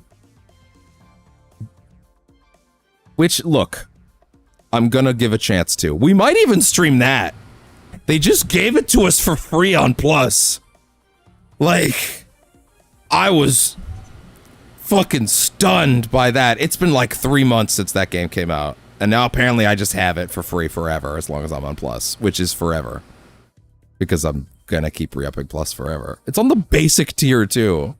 Like, I just have it now as far as I'm concerned. And that's crazy. Maybe we'll do that at some point. But after everything I've been told about Veilguard and the things I've seen, not in like shitty YouTube essayist nonsense, other than Noah Caldwell-Gervais, who is one of the best, is the best video essayist, and he has sober takes on things that are like not corrupted by a bunch of weird incel nonsense, and that's great because that's what I need. I need like a genuine sober take. It's not like gonna be weird about things. Also, once again, I'm just self-conscious about it. This camera angle and the lighting in the place, it's not the best, right? I know. This is not the professional setup. That's gonna come later, you know? Just be aware that like the setup is what it is, you know? Right now, we're working on that. That's why I'm not committing to Facecam anymore. Or no, sorry, well, we're not committing to Facecam just yet, right? Well, I'm committing to it, but when we get an actual camera and lighting and a proper setup and a way to like light the place, that's when it'll be lit, you know, correctly. And we'll figure things out from there. But yeah, I'm also hoping to have certain curtains around the place as well that'll kind of divide the place up a bit. I think that'll help a lot. So yeah, Mass Effect, we may come back to it one day, but it would be a restart, not a continuation. So I've unlisted those videos. They're gonna stick where they are, and that's unfortunately just gonna have to be how it is. I do love Mass Effect still, and I would like to do more with it, but at the end of the day, it's hard to justify. You know, it's hard to justify playing through a game that's making me drained, especially because if you're not feeling it in this business, everyone can tell instantly. The minute you start playing something and you're not there, you're not excited to be there, you're not happy to be there, you're not jazzed, you're not just bouncing off the walls, that's when this shit dies, you know? That's when it becomes a job. And the minute it becomes a job, well, I mean, it is a job. The goal right now is for it to be a job, right? I have a lot of leeway due to personal circumstances to make it a job that a lot of people would not get. We're not going to get into those. That's personal. That's private. But like, I feel a personal responsibility to make something of this, make something of myself. A lot of people in my position right now could just coast and do nothing and be totally fine. And I don't want to do that. I do not want to be complacent. I do not want to be someone that could just exist. I do not want to be someone that is... I just feel like I have a responsibility to give back, I guess. And this is the best way I can find to do that with my ability. So that's what I'm doing. And hopefully this will get me into a place where I'm even more secure in all manners of everything. But yeah, basically the goal is I want to make sure that I'm maintaining a fun atmosphere with a good number of regulars. I'm happy with my regulars right now. I was actually watching a video last night about like the startup process of all this shit. You might have even seen it when I was thumbing through tabs earlier. About like small streamers complaining like, oh man, and I hope Spidey and Kermit are here to hear this. Oh man, I've only got like a couple viewers. Like, I've only got like 2 or 3 regulars, and like they're great, but like it sucks. Where's everybody else? I hate this. I wish there were more people. I wish I had more than just like 2 or 3. And that's not a way I felt to start that off. To be clear, that's not a feeling I have ever felt ever.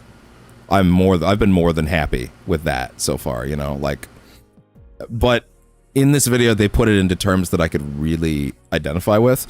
to be clear, this is a guy writing into the guy making the video, right? He's saying, people tell me all the time that they're like, oh man, I only got a few viewers. It's not great. What do I do? This sucks. My viewers are great, but like, this sucks. What are the rest? And he's like, no. You are missing the point. And again, I didn't think that way. I was not thinking, oh, I've only got a few viewers. This sucks. I was like super happy with what I've got so far. And the more it builds, right? But I was like, in the video, he's basically like, so many people can't even get that.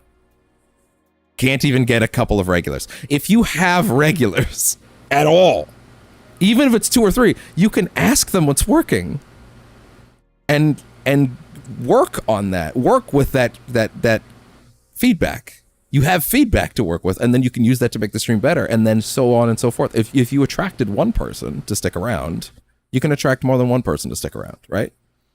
And that was really, it's not that I didn't understand that, it's that I never put that into words until he said that. Which, by the way, I keep saying he, CPAWS is the particular YouTuber I've gotten a lot of help from. Not personally, I'm watching his videos, obviously. He's got a lot of stuff on how to set this shit up. Very succinct videos has been part of the appeal. Is like keep that shit nice and tight, you know, like under 10 minutes a lot of the time. Here's the meat. Here's the shit you need to know right now. Here it is. Have fun. His videos are very good for that. I would strongly recommend anybody that wants to do this, go look at that. Go look at that direction. Although, to be honest, if you're Googling or YouTubing, how do I yada blah blah blah set all this shit up, I'm willing to bet his videos will probably pop up high on that list. They're very popular. But yeah, so it's like a question of feedback, even if it's just from a few people. Hey, let me put it this way. Kermit's stuck around for a while.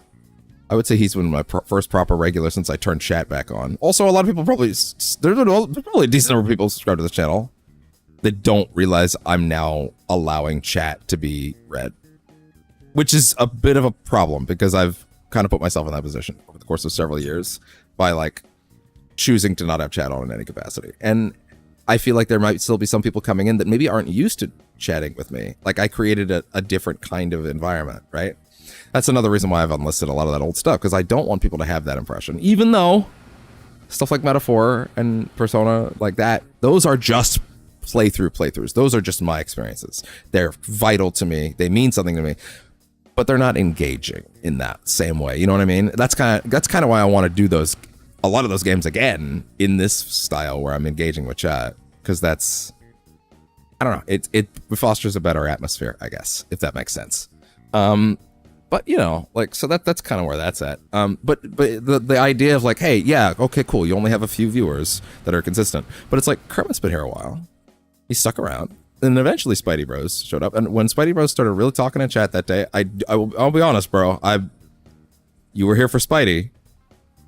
I very much thought, and this is not a shot at you, I very much thought that like once Spidey was over, like that game, and I moved on to other stuff, like okay, that's probably his thing. You know, he's probably gonna fade into the background once I'm done this run of Spidey, and that's fine. And I was fine with that. You know, I would have totally understood. Hey man, all this other stuff, maybe it's not your niche, but you've been showing up, even for all that other stuff that I don't think was really your thing, and you were having a good time. Like, so hey, I must be doing something right.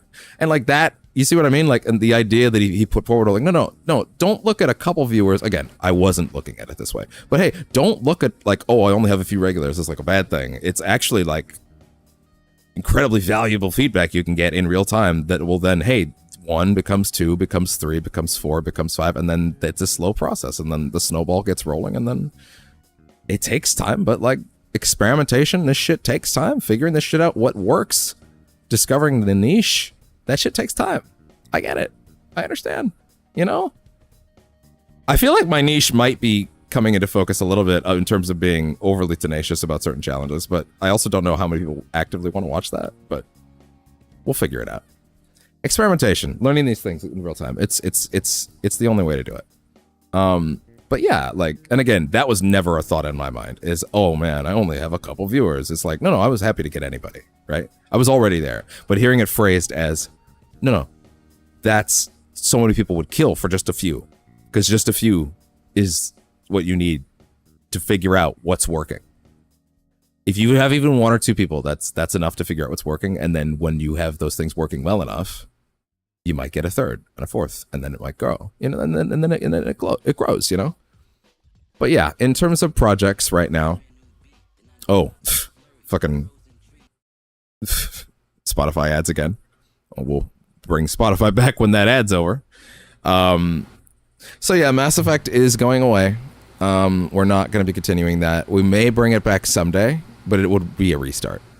Metro VR will come to the channel soon. Several VR games. I want to get VR as a somewhat consistent slot. Maybe not consistent, but like I want it to be something that can happen. Problem is, and there we go. Spotify's back. Thank you. Let me refresh that. There we go. The thing about VR streams though is that like I need to have this whole setup airtight when I put that headset on, because I can't monitor it, I can't look at it, I can't do a lot of things. I need to make sure technically chat is covered, because now I have a text-to-speech bot that's reading it to me, not you, and saying names up front. So that's awesome. That's already huge for VR. That means I can still engage with you guys even if I don't know what you're saying. Or sorry, no, I will know what you're saying. That's the point. Even if I can't see what you're saying, I can hear it. I may occasionally need someone. I may occasionally. It only reads certain length, like it'll stop after a bit. So I may occasionally need to be like, "Hey, can you repeat that?" So I don't have to take the headset off. But like things like that. VR is on the way, but like again, setup needs to be air fucking tight. Also, can't do things like soundboard while we're, you know, on that. Which, by the way, if you haven't been here in a while, we have a soundboard, so I could do things like call an ambulance, but not for me. Or like say when I'm doing an hour and a half of pool and I'm running a bit about how Banjo's in the fucking operating room and he's on life support and they're gonna pull his life support if I don't win that pool match in Yakuza. And I'm just, every time I lose, it's just, no, leave him on life support. No, I can do it. That whole segment, I gotta cut that out and make it its own video. That's like an hour and a half. I think that's really good. I think that shit's funny. And I think people would also think that's funny. But if it's buried inside the Yakuza stream, we might have an issue. I think getting something cut down, maybe not even cut down, it'll still be the whole pool segment because I think that's important. But like, having it separate, I think would be like me versus the pool one-shot challenge, because that became just so silly and I refuse to give up. And that's kind of that. I feel like my niche is somewhere in there. I'm just no, I'm not gonna stop. You know, like not gonna cut off my toe if I don't finish. Some people put up Twitch names like that. Gonna cut off my toe or dye my hair if I don't beat this challenge in an hour. Never going live again if I can't beat this boss. I don't know. I see a lot of recommendations do shit like that to get people's attention. I understand that that's a thing and that works. If I do that, and I probably will at some point, have to, because that's the only thing that works, I'll probably need to find a way to do it in my way. A way that doesn't feel like it's disingenuous to me. It doesn't feel like I'm just copying trends. It doesn't feel like I'm doing something for the sake of doing it. It needs to feel like it's specific to me, and it still sounds like me. At the same time, I can be a very over-the-top fucking person at times. A very hyperbolic person, one might say. So, maybe that's not even that much of a stretch for me, honestly. Who's to say? But yeah, so in terms of future projects, what games are coming out this year is a very good question to ask, actually. Yeah, let's ask that right now. Let's do that on the tablet, actually, for the sake of expediency. 2025 games calendar. There is one this month, for the record. There is one this month that's coming, and we're not only going to talk about it, we're actually going to watch a gameplay deep dive on it, like a 13-minute one. We're going to watch it together on this stream in a bit, because I wanted to watch it, and I thought, oh, that might be actually fun to do on this stream. I couldn't really find another stream that it made sense on, so we'll do that in a bit. And I'll tell you what game it is when we're doing it, obviously. Alright. Upcoming release schedule. What is the... Yeah, what the hell's happening this year? I feel like it's a drier year than most after Pyro Yakuza. That was kind of the only thing on my radar. But what the hell's happening this year? Also, there's probably going to be shadow drops and surprise things. If Halo Master Chief Collection drops on PS5, I'll stream the whole damn thing on PS5. That's so funny. That's so funny. If that happens, I will... That would be... That... Man. Alright, so let's see. February... We're already done February. So, anything for me... if Caitlin gets Split Fiction and gets me that code, we'll do Split Fiction. Assuming it still works the way that It Takes Two did. So that might happen. It could even happen pretty soon, depending on if she gets it from like the library or something. I've yet to actually ask her, so if she's gonna do that. I figured she is though, because she loved It Takes Two. Let's see, nothing. Oh yeah, AC Shadows. I'm not gonna. They're not putting the game on the disc, so I don't care. So that's actually what it took for me to finally be done with the series. They didn't put the game on the disc. If I can't have my complete collection, then that's my cutoff point for any series. Unfortunately, that sucks, and I just gotta live with that. Alan Wake 2 I made an exception for because I genuinely believed that they would get around to it, because Remedy does care about that sort of thing, and they're not the kind of company that would have done that unless they absolutely had to, and I understood it. And guess what? They did. In fact, I don't know if you can see it, but Alan Wake 2's physical edition is up there. I don't know if it's in frame. No, I don't think it is. Not even if I duck my head. I think it's like technically up there somewhere. I don't think you can see it. But, yeah. Atom Fall. Atom Fall is coming this month. That is the game we're going to be looking at in a bit. I have not looked at a lot of gameplay of it. I've just seen little snippets, and I've heard the premise, and I'm like, you know what? That's enough for me to take a gamble on, because nothing else is coming out. If something else is coming out, I might not. The premise is it's Fallout Yorkshire. This is okay. That's wild. That sounds fun. So I want to give it a shot. Oh, this version of this is so fucking good. Oh my god, there's so many ads on this fucking page trying to obliterate any ability for me to read it right now. Jesus Christ, GameSpot. Did you really jump me back to the start? Thank you for that, GameSpot. Thank you for annihilating my nice stream. That's not all that nice. April. Anything of note? No, actually. Wow. We're going to be doing a lot of older projects this year, I think. Maybe I have more time for my stuff than I thought. Yeah, totally. I'm going to jump over to Days Gone Remastered. Yeah, okay. Sure. Totally. I wish I can start, like, broadcasting when I watch those, like, events now that I think about it. Like, I can just do that.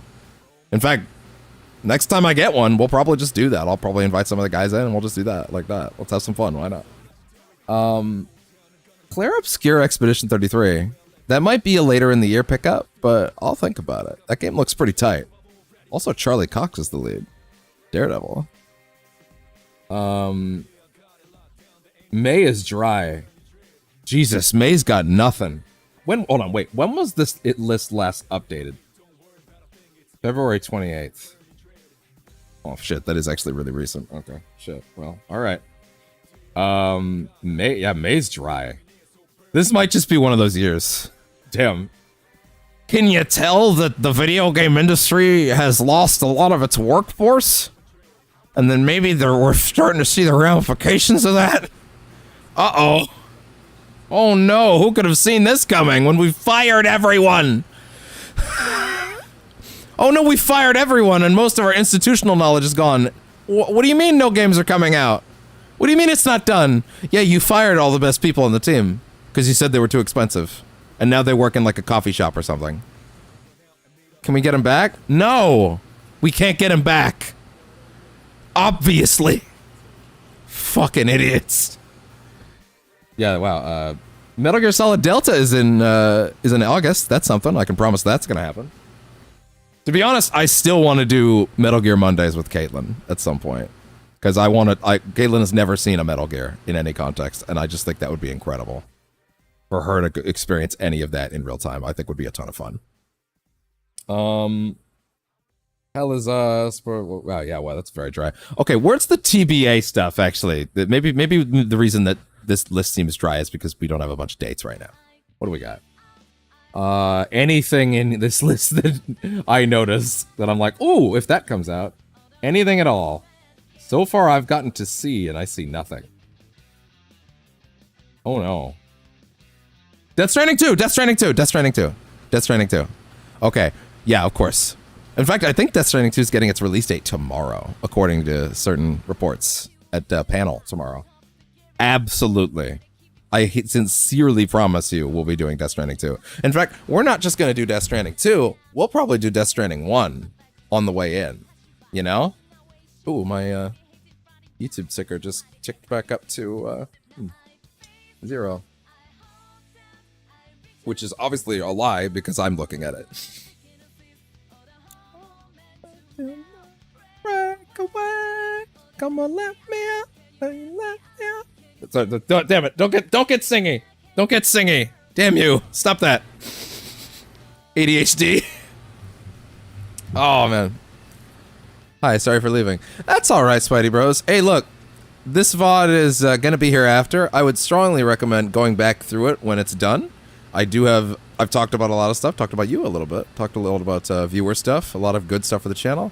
I would strongly say, yeah, definitely give this VOD some time when it's done as well. But don't worry, we still have some good stuff. Right now, I'm looking over the list of releases for the year, and we're talking about what will absolutely be something we'll stream on the channel as far as a new thing. We just talked about Metal Gear Solid Delta. Doom the Dark Ages! Oh yeah, we're gonna do that. Isn't that in May? Wasn't that dated? Why is that down in this part of the list? I'm pretty sure that got a date. Yeah, wait, no, Doom is in May. I kind of want to do Doom 2016 and Eternal before Dark Ages. I kind of want to do like a Doom. Let's do like a Doom, not retrospective, but just like we'll do the new Dooms. We'll do a Doom triple run, whatever you want to call that. Maybe even play the OG Dooms because I never did that, and those games are pretty solid even today. And I can do whatever I want around here, and you want to know why? I'm a writer, god damn it. Exactly, because I'm a writer, god damn it. Oh, the Dark Pictures Directive 8020. That's also coming out this year. We should do that. We should also do the Dark Pictures, The Devil in Me, which I never played.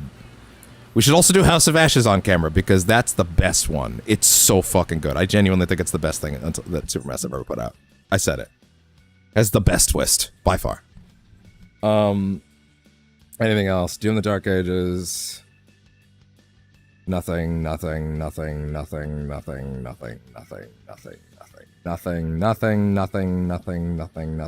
of Yote! We might do Ghost of Yote.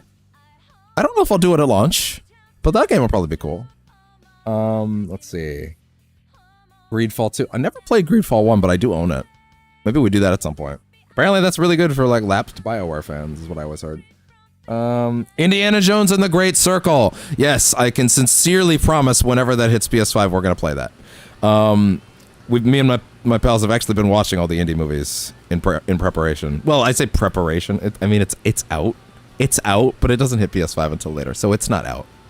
It's not really out. It's not out yet. They did a little early access release on the Xbox, little beta test. Everybody else gets it soon. It's crazy how I feel like nobody talks about that game, other than like the reviewer circuit that had to, and everybody else is just waiting. Everybody's like, yeah, it'll come out. It comes out in May, right? So yeah. If indie does come out around Doom, I will actually prioritize indie, though. I will be honest. I will prioritize indie. Because I did more to prep for that. I'm watching Dial of Destiny for the first time tomorrow night. I'll let you guys know how I feel about it. We watched Crystal Skull last week. Or no, it wasn't last week. We had to, the Oscars were last week, so they took a break. But indie. Yeah, so anyway. I'll tell you what I think of Dial of Destiny. I'll tell you what I think of all of those movies when we do that playthrough whenever it comes out. Let's see. Indie. Yeah, so that's a big one. The Great Circle. The fun.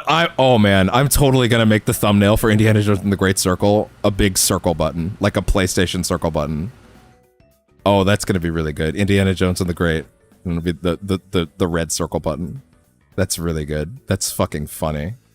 That's such a troll move. Oh man, that's so good. Wait, what? Wait, John Carpenter's Toxic Commando for PS5? What the fuck? Wait, no, what? No, hold on. What? Going to Google right now. What the fuck is that? What? What? Wait, no, not...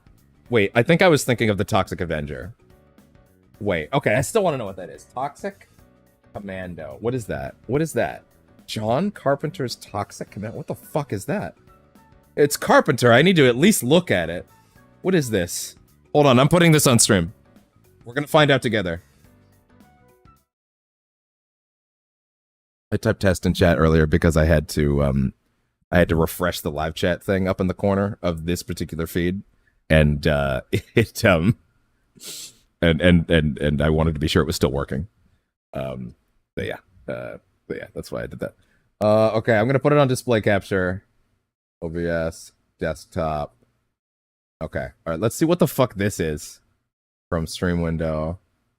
I have no idea what I'm about to watch. What is this? John Carpenter's Toxic Commando. What is this? Is this in any way something I should give a shit about? So far, that's a no. That's too soon. That's too soon for a reaction, Devin. Come on, give it at least a minute.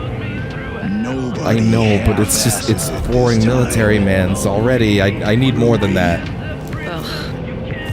I'm very tempted just to thumb the video forward by 5 seconds with the arrow keys. On my mark. You're losing me. 5. Okay, gotcha. 4. You're losing me. 2. This is a zombies. Okay, I guess that's fair. That's a cool zombie.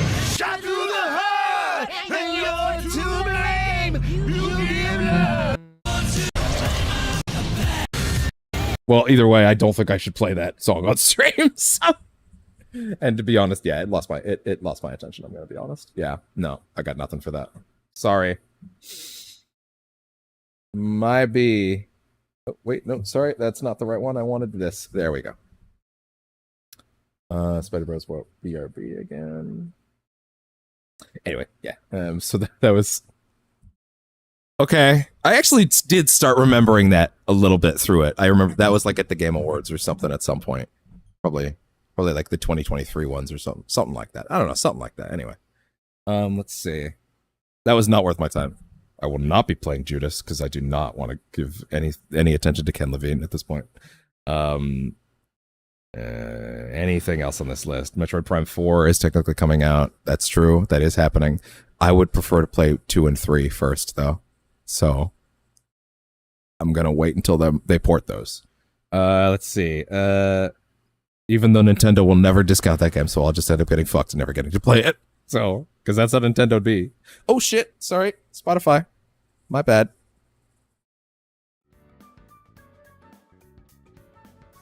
There we go.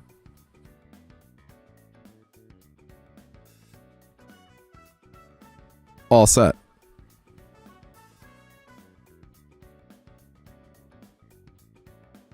Oh, sorry. Sweet kitty. I love you.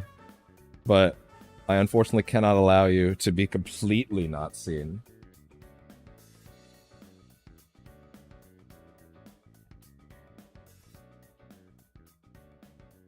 You know what? Yeah. That'll do just fine. There you go, bud. There we go. No, I'm covering him too much. There. That's what we all wanted. We wanted the stream kitty. Oh god! I just fucking unmuted you, Spotify, and you have the nerve to play another ad. You're testing my patience. I like this. This is very chill. We should do this more often. Just hanging out. I like that. Sometimes, maybe sometimes I don't want to stream like a game. Maybe sometimes I just want to chill. Maybe sometimes I need that, you know? What are you doing, sweet kitty? Another fucking Spotify ad. Oh my god. Anything else on this list? Ninja Gaiden 4, not for me.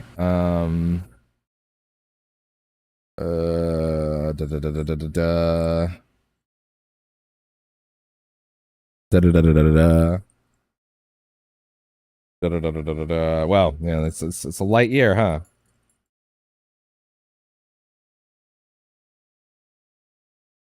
Hey, bud, 1 second. 1 second. Because I can see you're kind of uncomfy. Why don't we give you an actual spot like this? Snuggle up nice and tight. Mhm. Thank you. Thank you.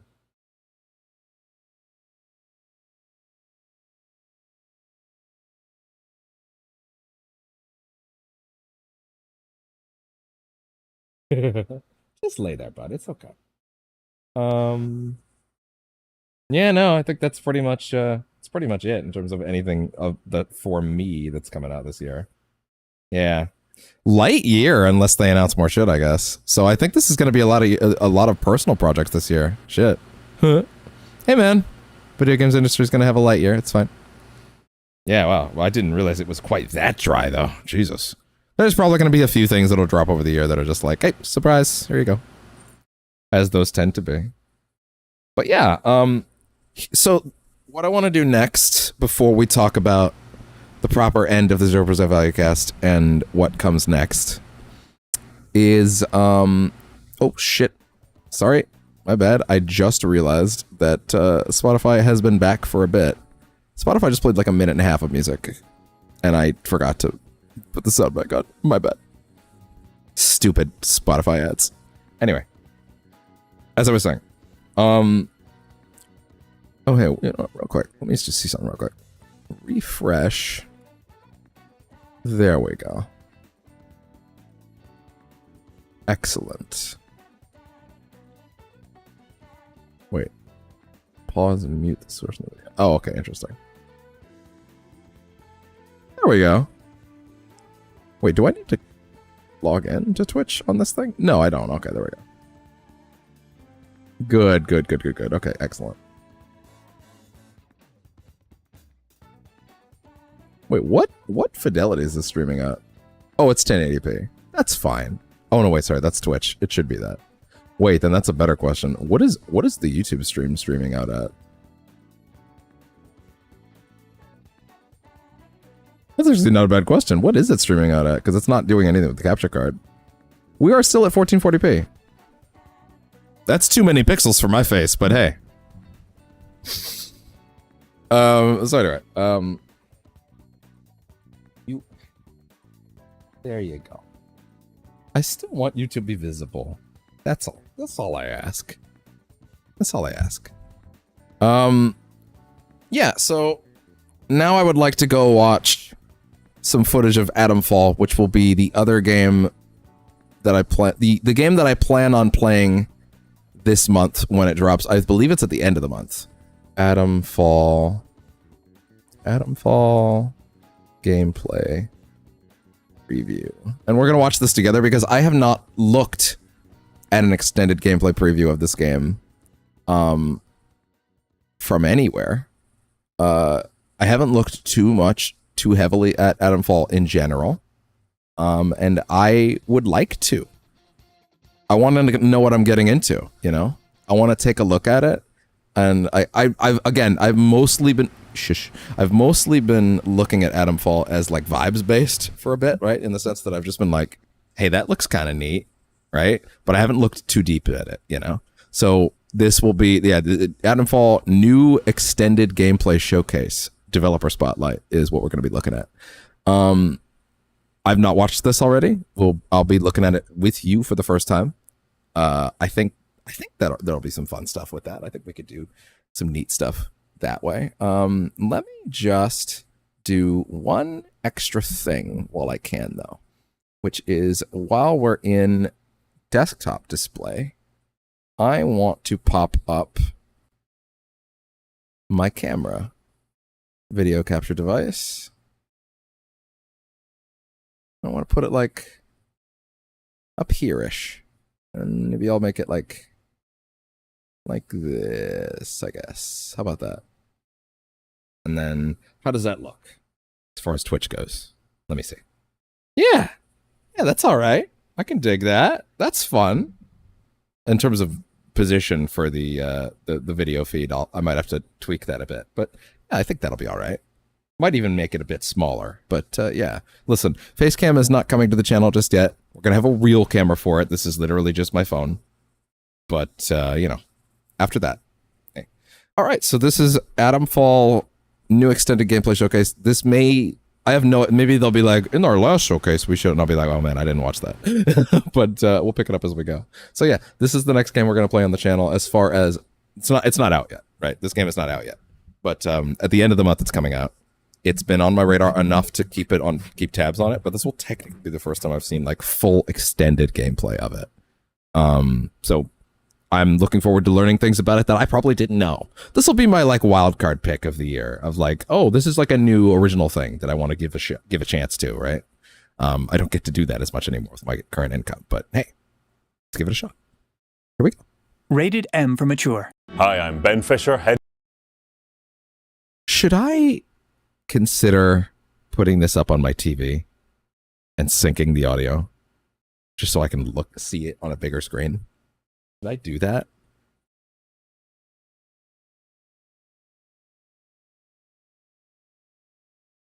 If I did that, then oh no, if I did that I wouldn't be able to hear it correctly. Okay, whatever, it's fine. Let's just go. Head of design at Rebellion, and I'm here to talk to you about Atomfall.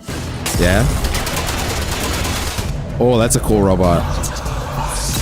Whoa, wait. Whoa. Whoa, we got space barnacles. Okay, I'm not going to be able to watch this in 4K. Well, I mean, can I? Can I watch this in 4K without your feed going to shit? Let's at least try.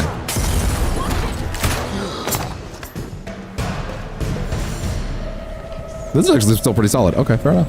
So Atomfall is a survival action. Wait, actually, 1 second. Let me see dropped frames on the Twitch feed. On the let me see dropped frames on OBS real quick and see if it's fine. Nope, it's actually. Oh, wait, reset. Yeah, wait, let me see if that's actually okay. Are we okay? OBS, you gonna be all right? Yeah, seems fine. Okay, it seems stable. Okay, we're gonna rock with this then. All right. Once again, this is Atomfall, which is the next game we're gonna look at on the channel when it comes out later this month. As far as a new thing. So Atomfall is a survival action game set in a 1950s quarantine in the north of England after a nuclear disaster had an unusual fallout. No lead track. Okay. I thought it said. I mean, I'm not wrong, but I thought it was no lead tracked, and I'm like, oh, that's kind of interesting. Oh no, lead, stupid, fucking idiot. 1 second. Let me just check all my sources correctly. Can you actually hear this when I play it? Okay, yeah, good. You are hearing this correctly. Okay, good. It has to uncover what's happened and how they factor into it. Actually, after a nuclear disaster had an unusual fallout, the player wakes up in this environment and has to uncover what's happened and how they factor into it. Who are you? What are you doing in here? So there are a lot of games based in post-apocalyptic quarantine zones, but one of the founders of Rebellion, Jason Kingsley, noticed that there wasn't one based around the Windscale fire, which is one of the world's first major nuclear disasters. So he asked the question, what would it look like if you made a kind of Rebellion-style game in that kind of environment? So oh, like a type of nuclear disaster that we've never seen before in fiction. That's really interesting, actually. I like that. That's a really fun idea. That was our start point, and the development process of Atomfall was finding the answer to that question. So part of the talked with his hands as much as I did. Designing the atmosphere and environment of the game was looking at 1950s, 1960s. Real talk, when you're on camera, there's like this innate sense to start doing this shit. I don't know what it is. It's like you feel like you have limited tools, I guess. I don't know. Like suddenly you're doing this shit. It's like innate. Like the LP tax. You can't fight it. England, and using that real-world reference to build our kind of heightened fictional environment. So we looked at the environment around the real Sellafield disaster, the real Windscale fire, and that gave us real reference points for rural England and small villages you might visit. Sorry, what was the name of that nuclear disaster he said again? Let me actually internalize that real quick. Game in that kind of environment. So that was around the Windscale fire, which is one of the world's first major nuclear. Windscale fire. I want to look that up after this. Windscale fire. Yeah, I want to read more about that. Those kind of very British touch points, like red phone boxes. So just to be clear, the only bit of information I had about this game before looking at this, other than a couple snippets I saw from trailers that made me go, "Oh, I'll give that a look." Oh yeah, sure. That there's nothing else coming out around that. I'll give that a shot. Was it's Fallout Yorkshire? that was all I got. That was what I was told, and I was like, "That's funny." And you know what? Fuck it, I'm into that. But also you put Fallout brackets anything in front of it. I'm at least interested in that idea. And details like that. What we found was we didn't have to invent very much to get the ball rolling. We already had a rich and interesting location in the real world that we could use as a start point. So one of the creative challenges in Atomfall was blending the natural beauty of the north of England with the horrors you might see in a nuclear disaster zone. The way that we tackled this, it's certainly a lot greener.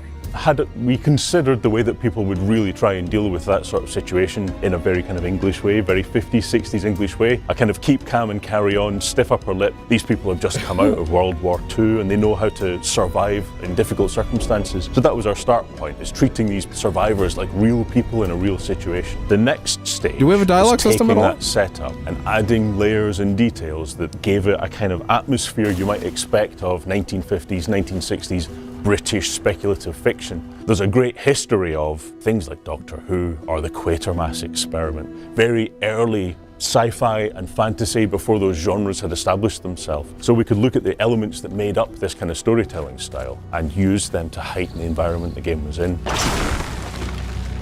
Oh!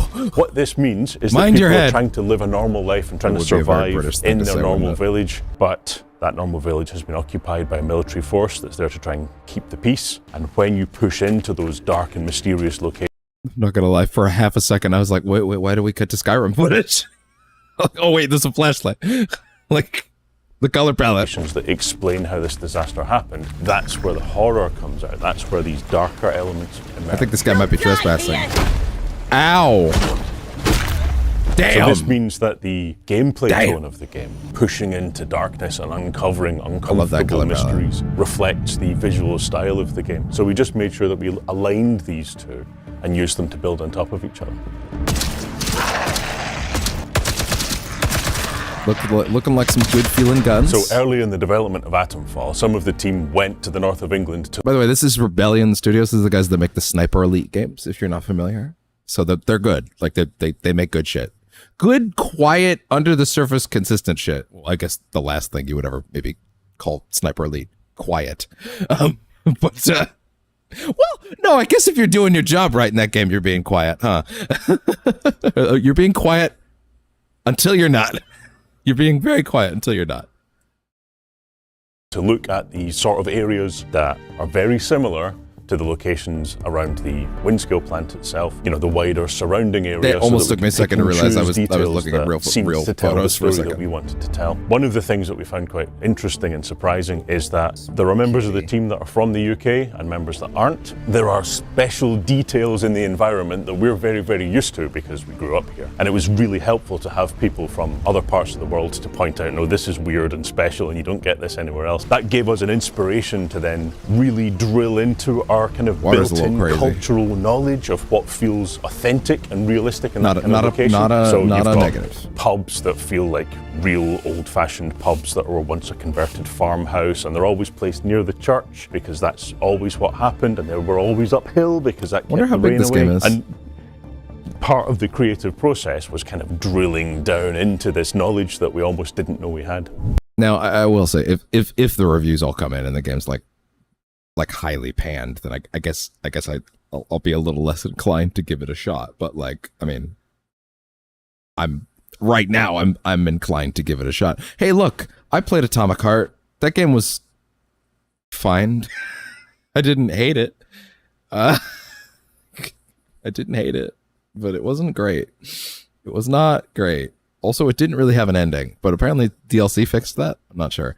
I might play that game again one day. I did actually buy the season pass with all the DLC, and all of it's not even out yet. It's been like 2 years. So one of the goals we set ourselves for the storytelling strategy in the game was to make it kind of uniquely British. I would say that the characters that are in there and the storytelling style isn't something you would see in a game set in another location. Come closer, I don't bite. The characters that you meet very solid facial animation are often kind of a little more than solid, actually. stylized versions of old-fashioned British archetypal these characters are characters. actually So it's quite- refreshing to see them because you don't see them very well often models. in many games. The traditional style of British sci-fi speculative fiction storytelling heavily informed the structure of the game and the sort of exploration that you'll do there. So much of the game world. Sorry, whoa, sorry, I was Style moving in of for a British second. sci-fi speculative fiction storytelling kind of resting heavily on my informed the thigh. structure of the game Oh, and the the sort of bats. exploration that you'll do there. So much of the game world is morally grey. That is a ambiguous. fucking It's a Skyrim bow. difficult It's really funny. situation. There's no clear right Like in the way- wrong like the way answers. it moves. You're just uncovering this tangled situation and deciding how you relate to it. Two of the major influences on that were folk horror storytelling,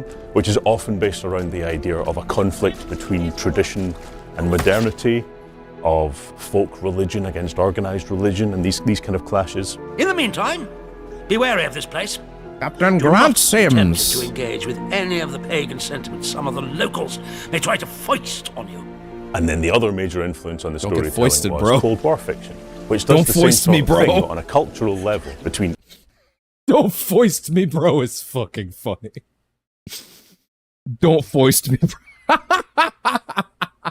That's good. I like that. Don't foist me, bro. East and West. What we found is that there were themes that were Oh, that's reflected in stupid. both of these different storytelling styles, and we could build a world that explored all of them from different angles. Both of Oh these God, that guy's coming storytelling behind you. styles are morally grey, morally ambiguous, and don't present right and wrong answers. This gave us an Good. excellent opportunity. Okay, to put okay. I wanted to see the dialogues. I wanted to see a fucking dialogue tree. That's what I was starting to actually get a little worried that was actually not going to be here.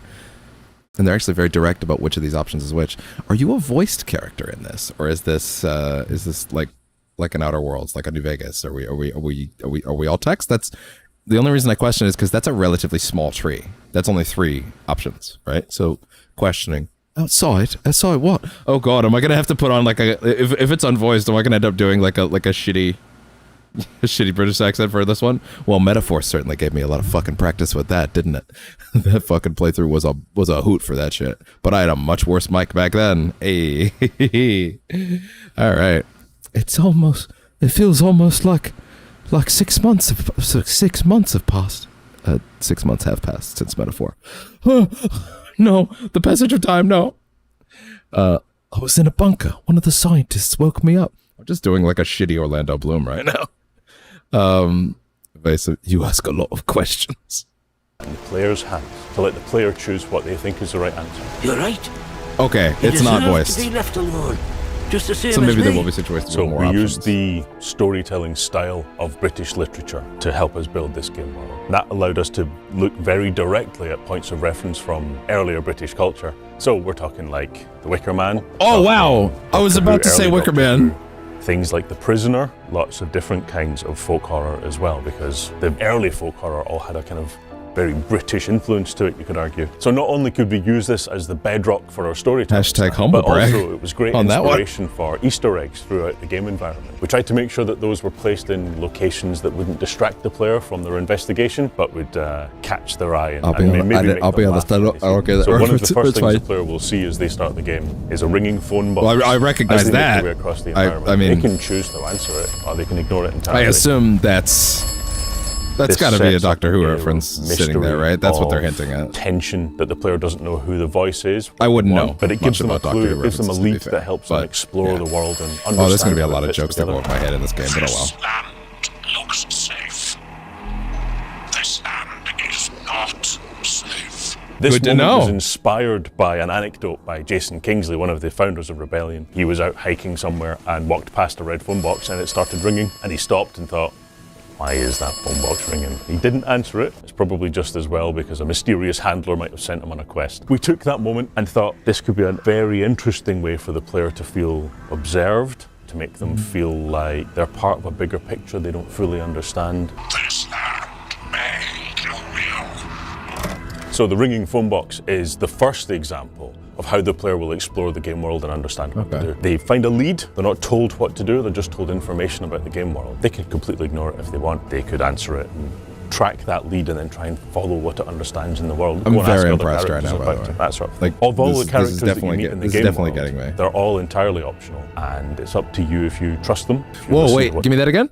Give me that bit again. Let me hear that. Understands in the world. Go and ask other characters about Damn, we're only it, like that halfway sort of done. Of all the characters that you meet in the game world, they're all entirely optional, and it's up to you if you trust them, if you listen to what they've got to say. It's up to you if you follow their instructions. They might offer to help you if you do certain things. Fully optional?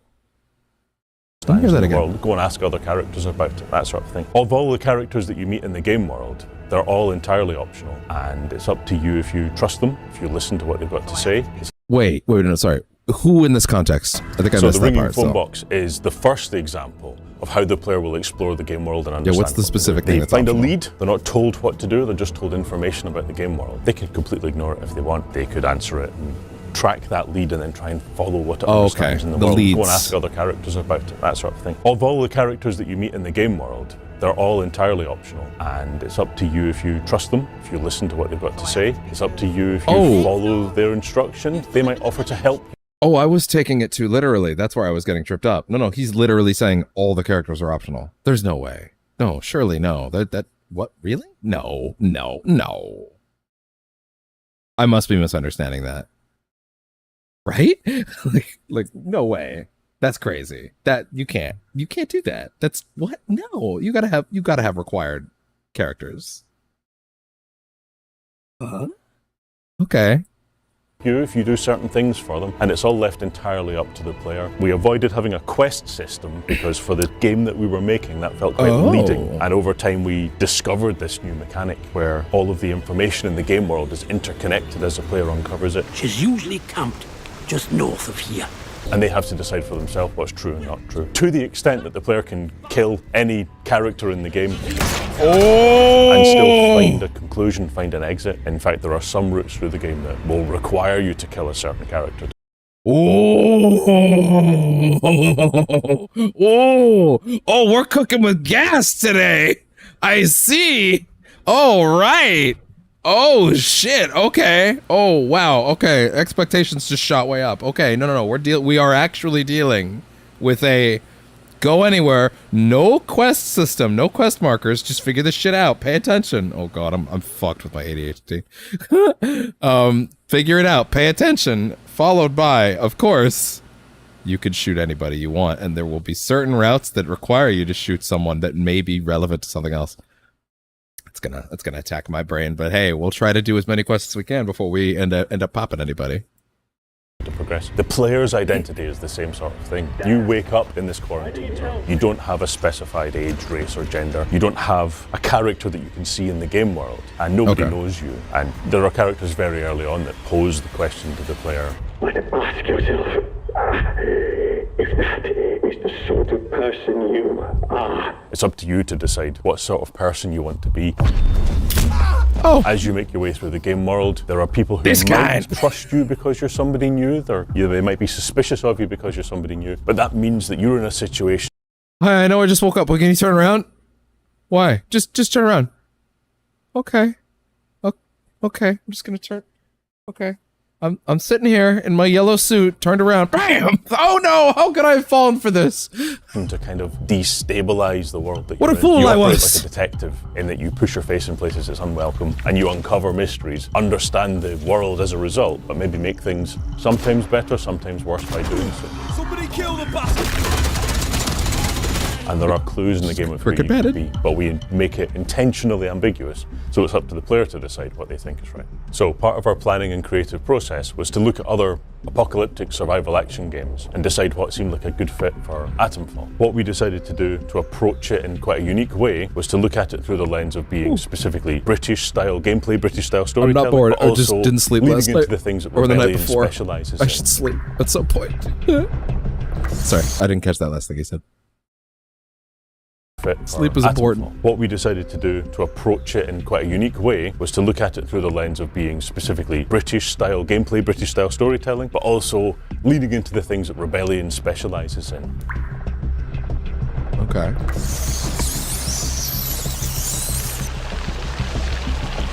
So, the world of Atomfall is a dense, concentrated sandbox. There's a series of locations you can travel between and unlock slowly over time, and the player uncovers information about... Wait, did he say leading into the procedural? things that Rebellion Did he say specializes procedural? in. That was my knee. I feel weird about it. So, the world of Atomfall is a dense, concentrated sandbox. There's a series of locations you can travel between and unlock slowly over time, and the player uncovers information about the world and what to do in that world. But it's all interconnected. That inspired us to make the length of the game something that was easily kind of digestible, so it feels like a TV miniseries or something like that. It's one extended story with lots of branching elements that come off it, but it means that it's all interconnected in a dense and textural way. This matches traditional British storytelling style. We also looked at the gameplay of the game. It didn't seem like a natural fit for the game to be a full kind of run and gun extravaganza if it's set in rural north of England. So we balanced the game around feeling more like a blend, like almost like a pub brawl. So there's lots of punching, kicking, throwing weapons at people to just make do with what's around you. There are some guns, but it's more like the sort of thing that you might find a farmer's got, so a farmer's shotgun. There's an occupying military force, and they're armoured, but they've all been locked in this location for 5 years, so they don't have much in the way of resources by this point. So the player's really kind of making do with what they can find. They're not pushed heroically into every conflict situation. They can decide to back off. Nice and slow now. They can decide to de-escalate. I don't want This gave it a very different tone, a very personal tone, and it just seemed like such a natural fit for the world that we were building around the story. Player choice was central to the creative process of deciding the shape of Atomfall and what sort of game it was. In fact, there was a version of Atomfall earlier in development that was more like a Metroidvania game. So a sequence of locations you were sent through in a more guided structure.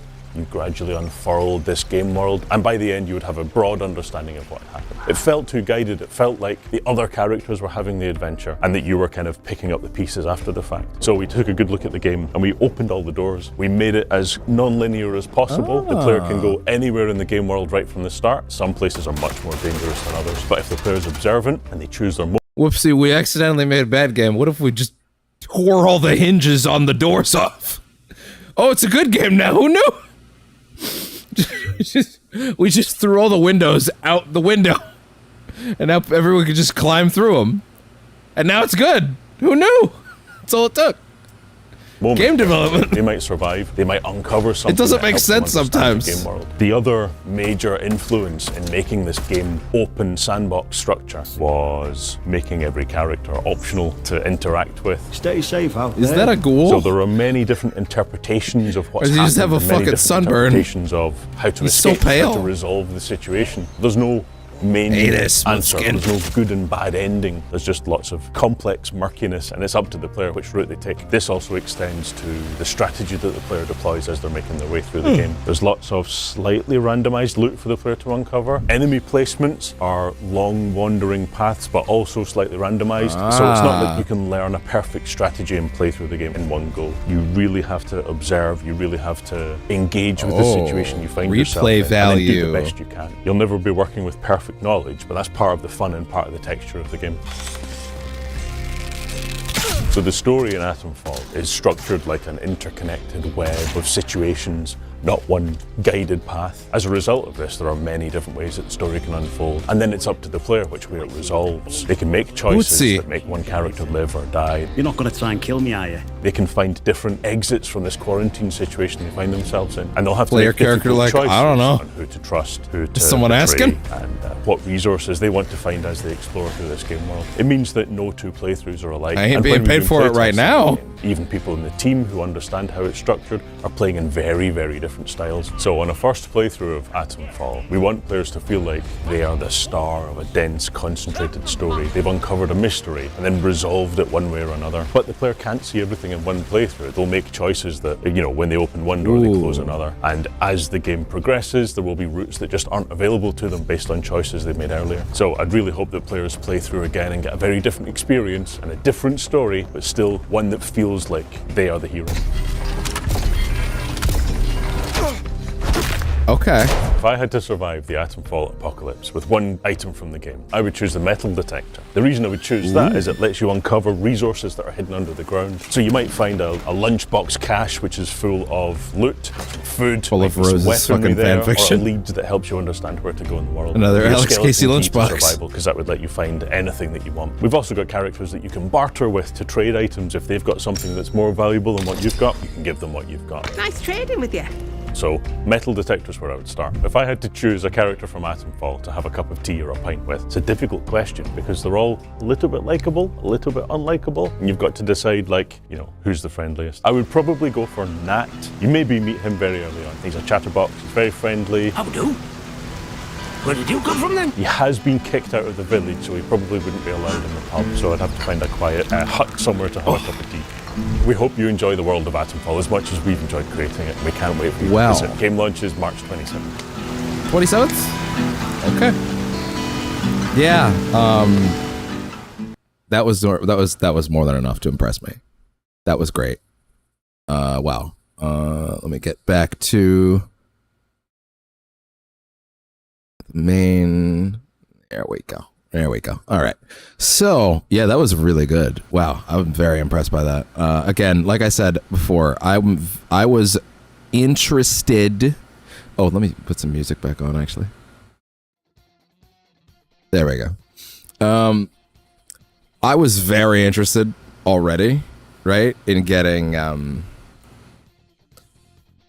good look at that game based on what I'd seen people saying about it. Fallout Yorkshire was enough to make me at least go, okay, I'll look at that. I'll give that a look.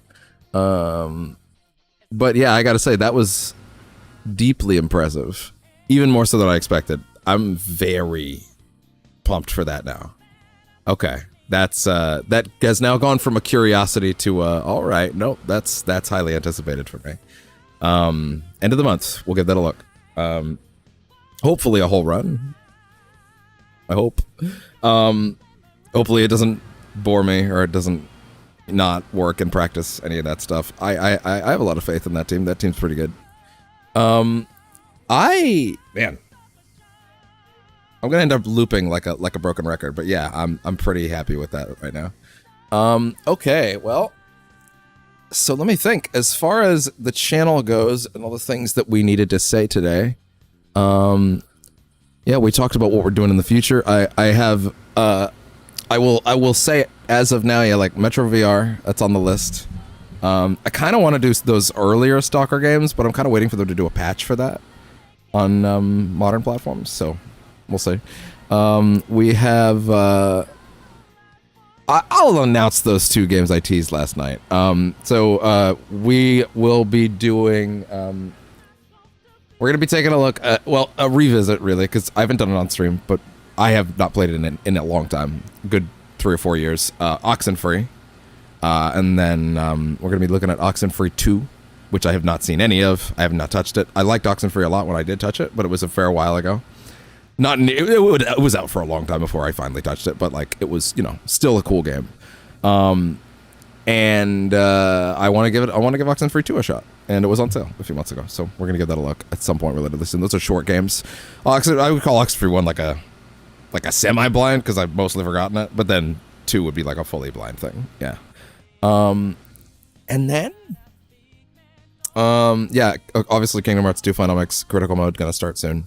Been edging the channels for way too long on that, way too long, for sure. And yeah, maybe some other things. RE4R will still continue. He's so sweet. He's such a sweet boy.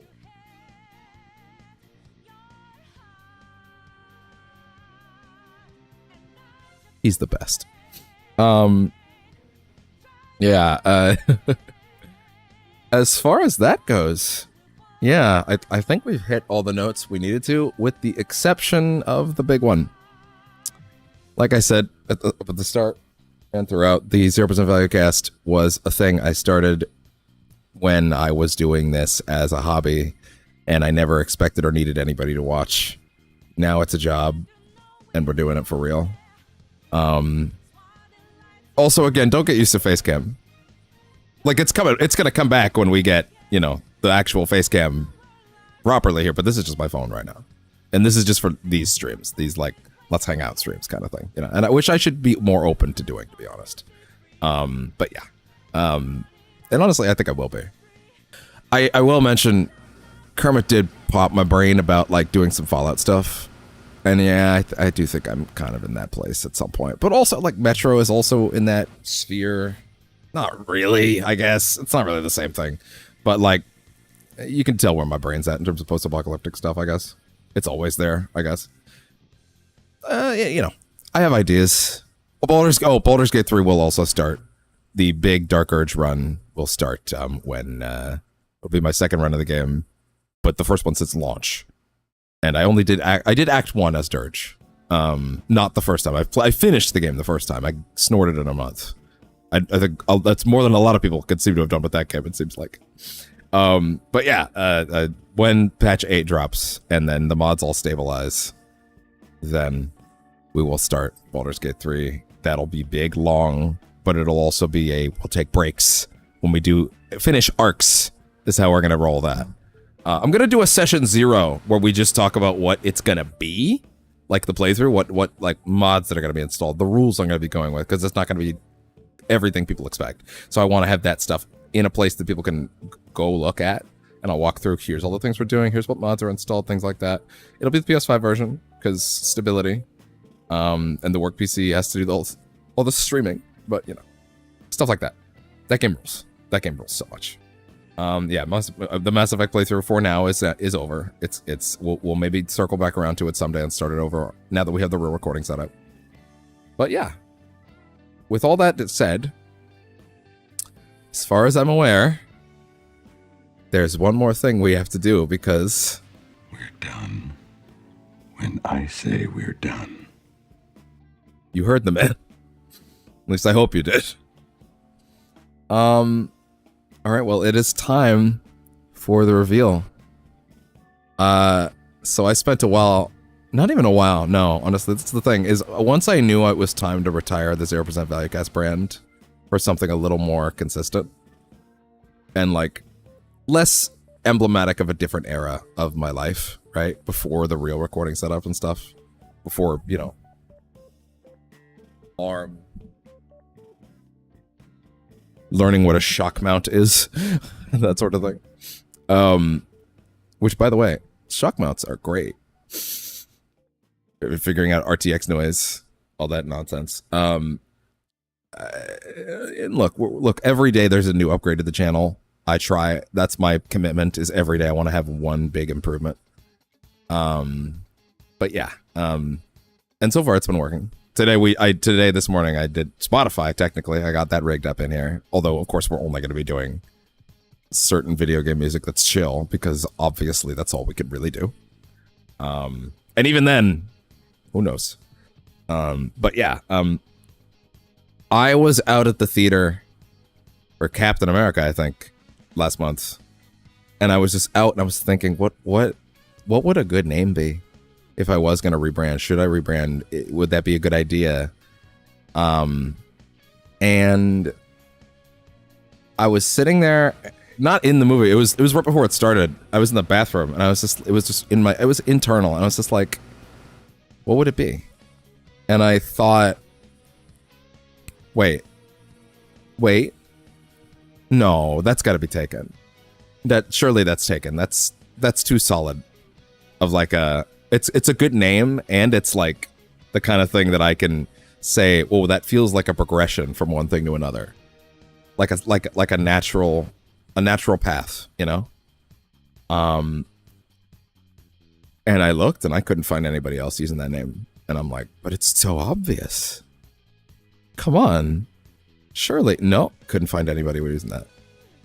And I searched for a bit too, nothing. So. Now, I put this little presentation together earlier. I'm sorry if it all breaks and falls apart. These things that I decide to do live tend to do that on me.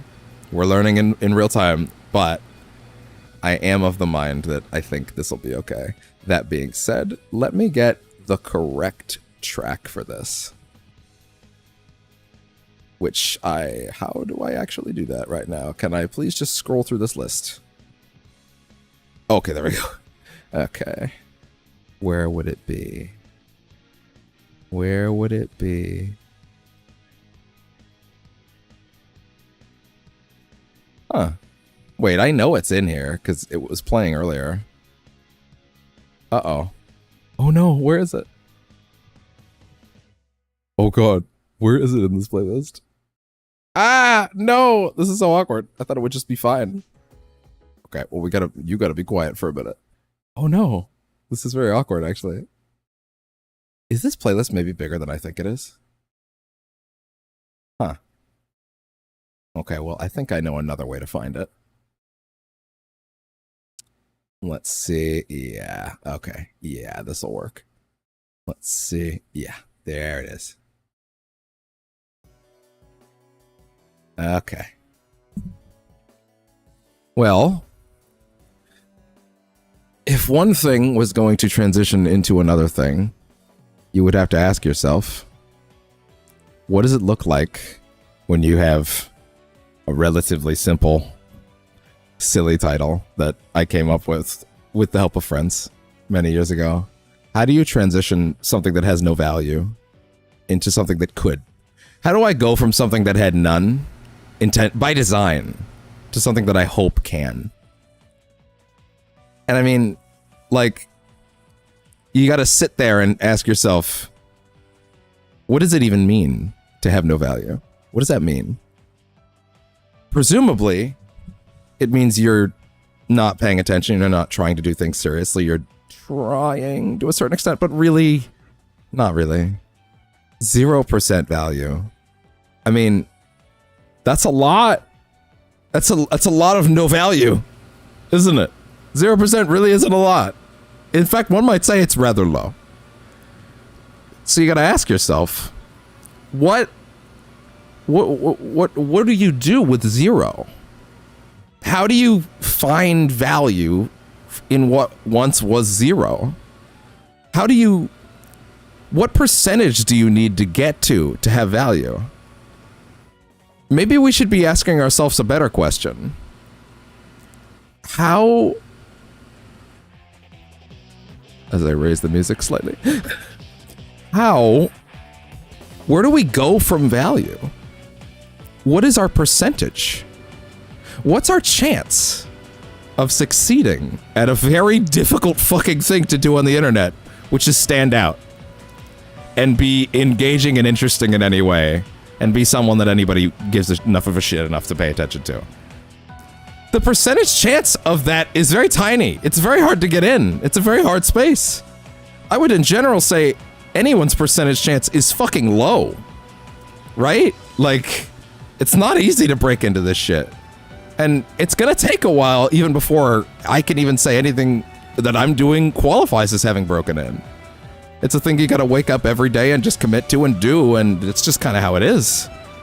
But what does our percentage chance need to be? Well, what if we didn't need to know that? What if we didn't need to know? Welcome to Percentage Chance.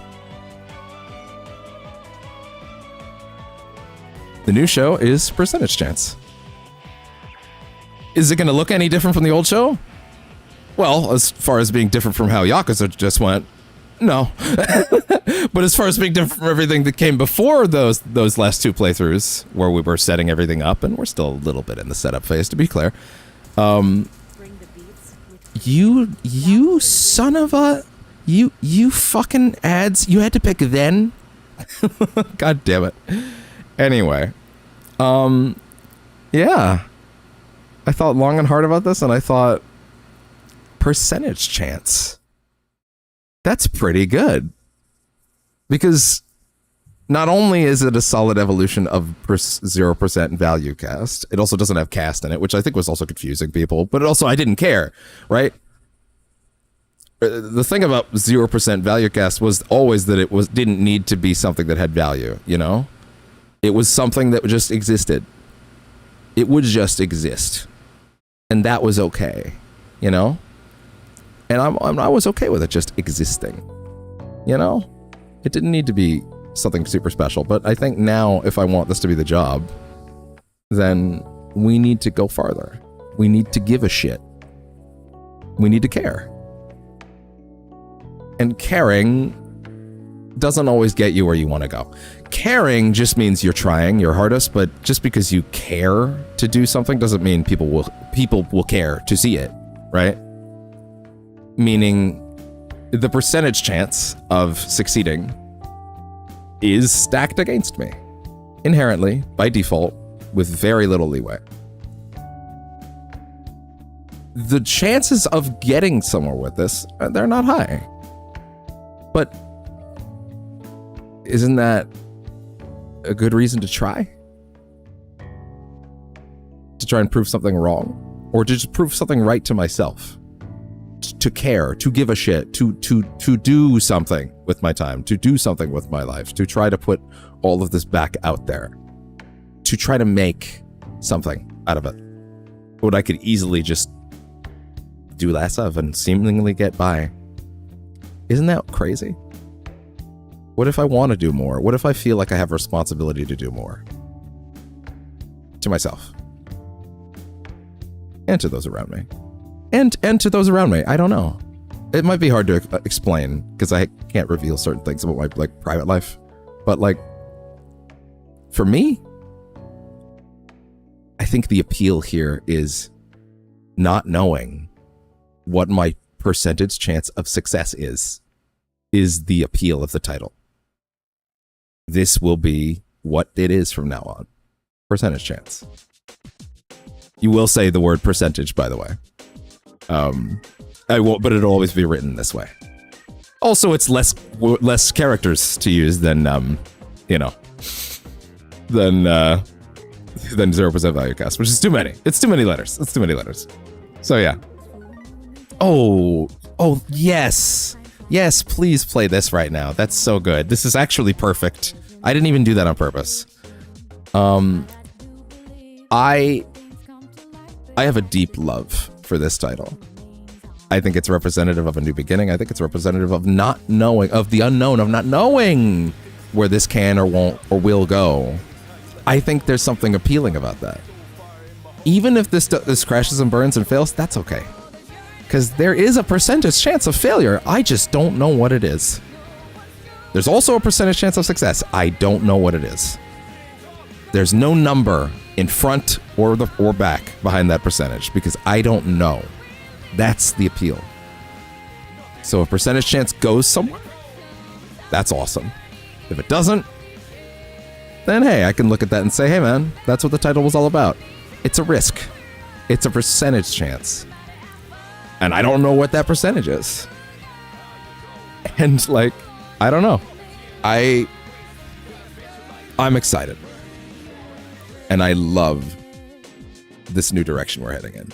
And like I said, new improvements to the channel every day. This song coming on right now is great because it's reminded me to stop talking and stop like fucking repeating myself ad nauseum because I'm gonna end up looping like a madman at a certain point. You get the idea. And this song's great to end on, so. There will be some more streaming later tonight, probably in like an hour or so. We'll just do some Marvel Rivals with Caitlin, I imagine. Maybe some of the others. But welcome to the new era. Long live the 0% VALUECAST, and say hello to percentage chance. See you guys a little later tonight. And give me a quick moment to put that up on my sources. Text. Where is it? There it is.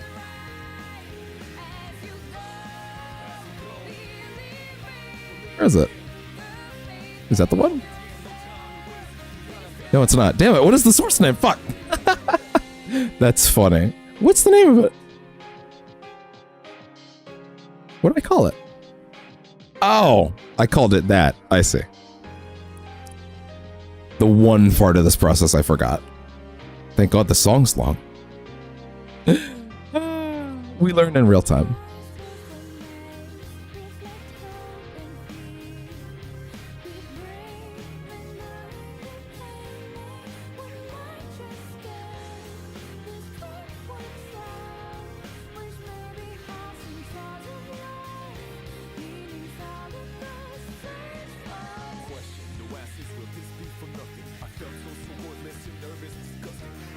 Hey, I think that's pretty good. I will see you guys again a little later tonight. And then we'll see what we get up to tomorrow.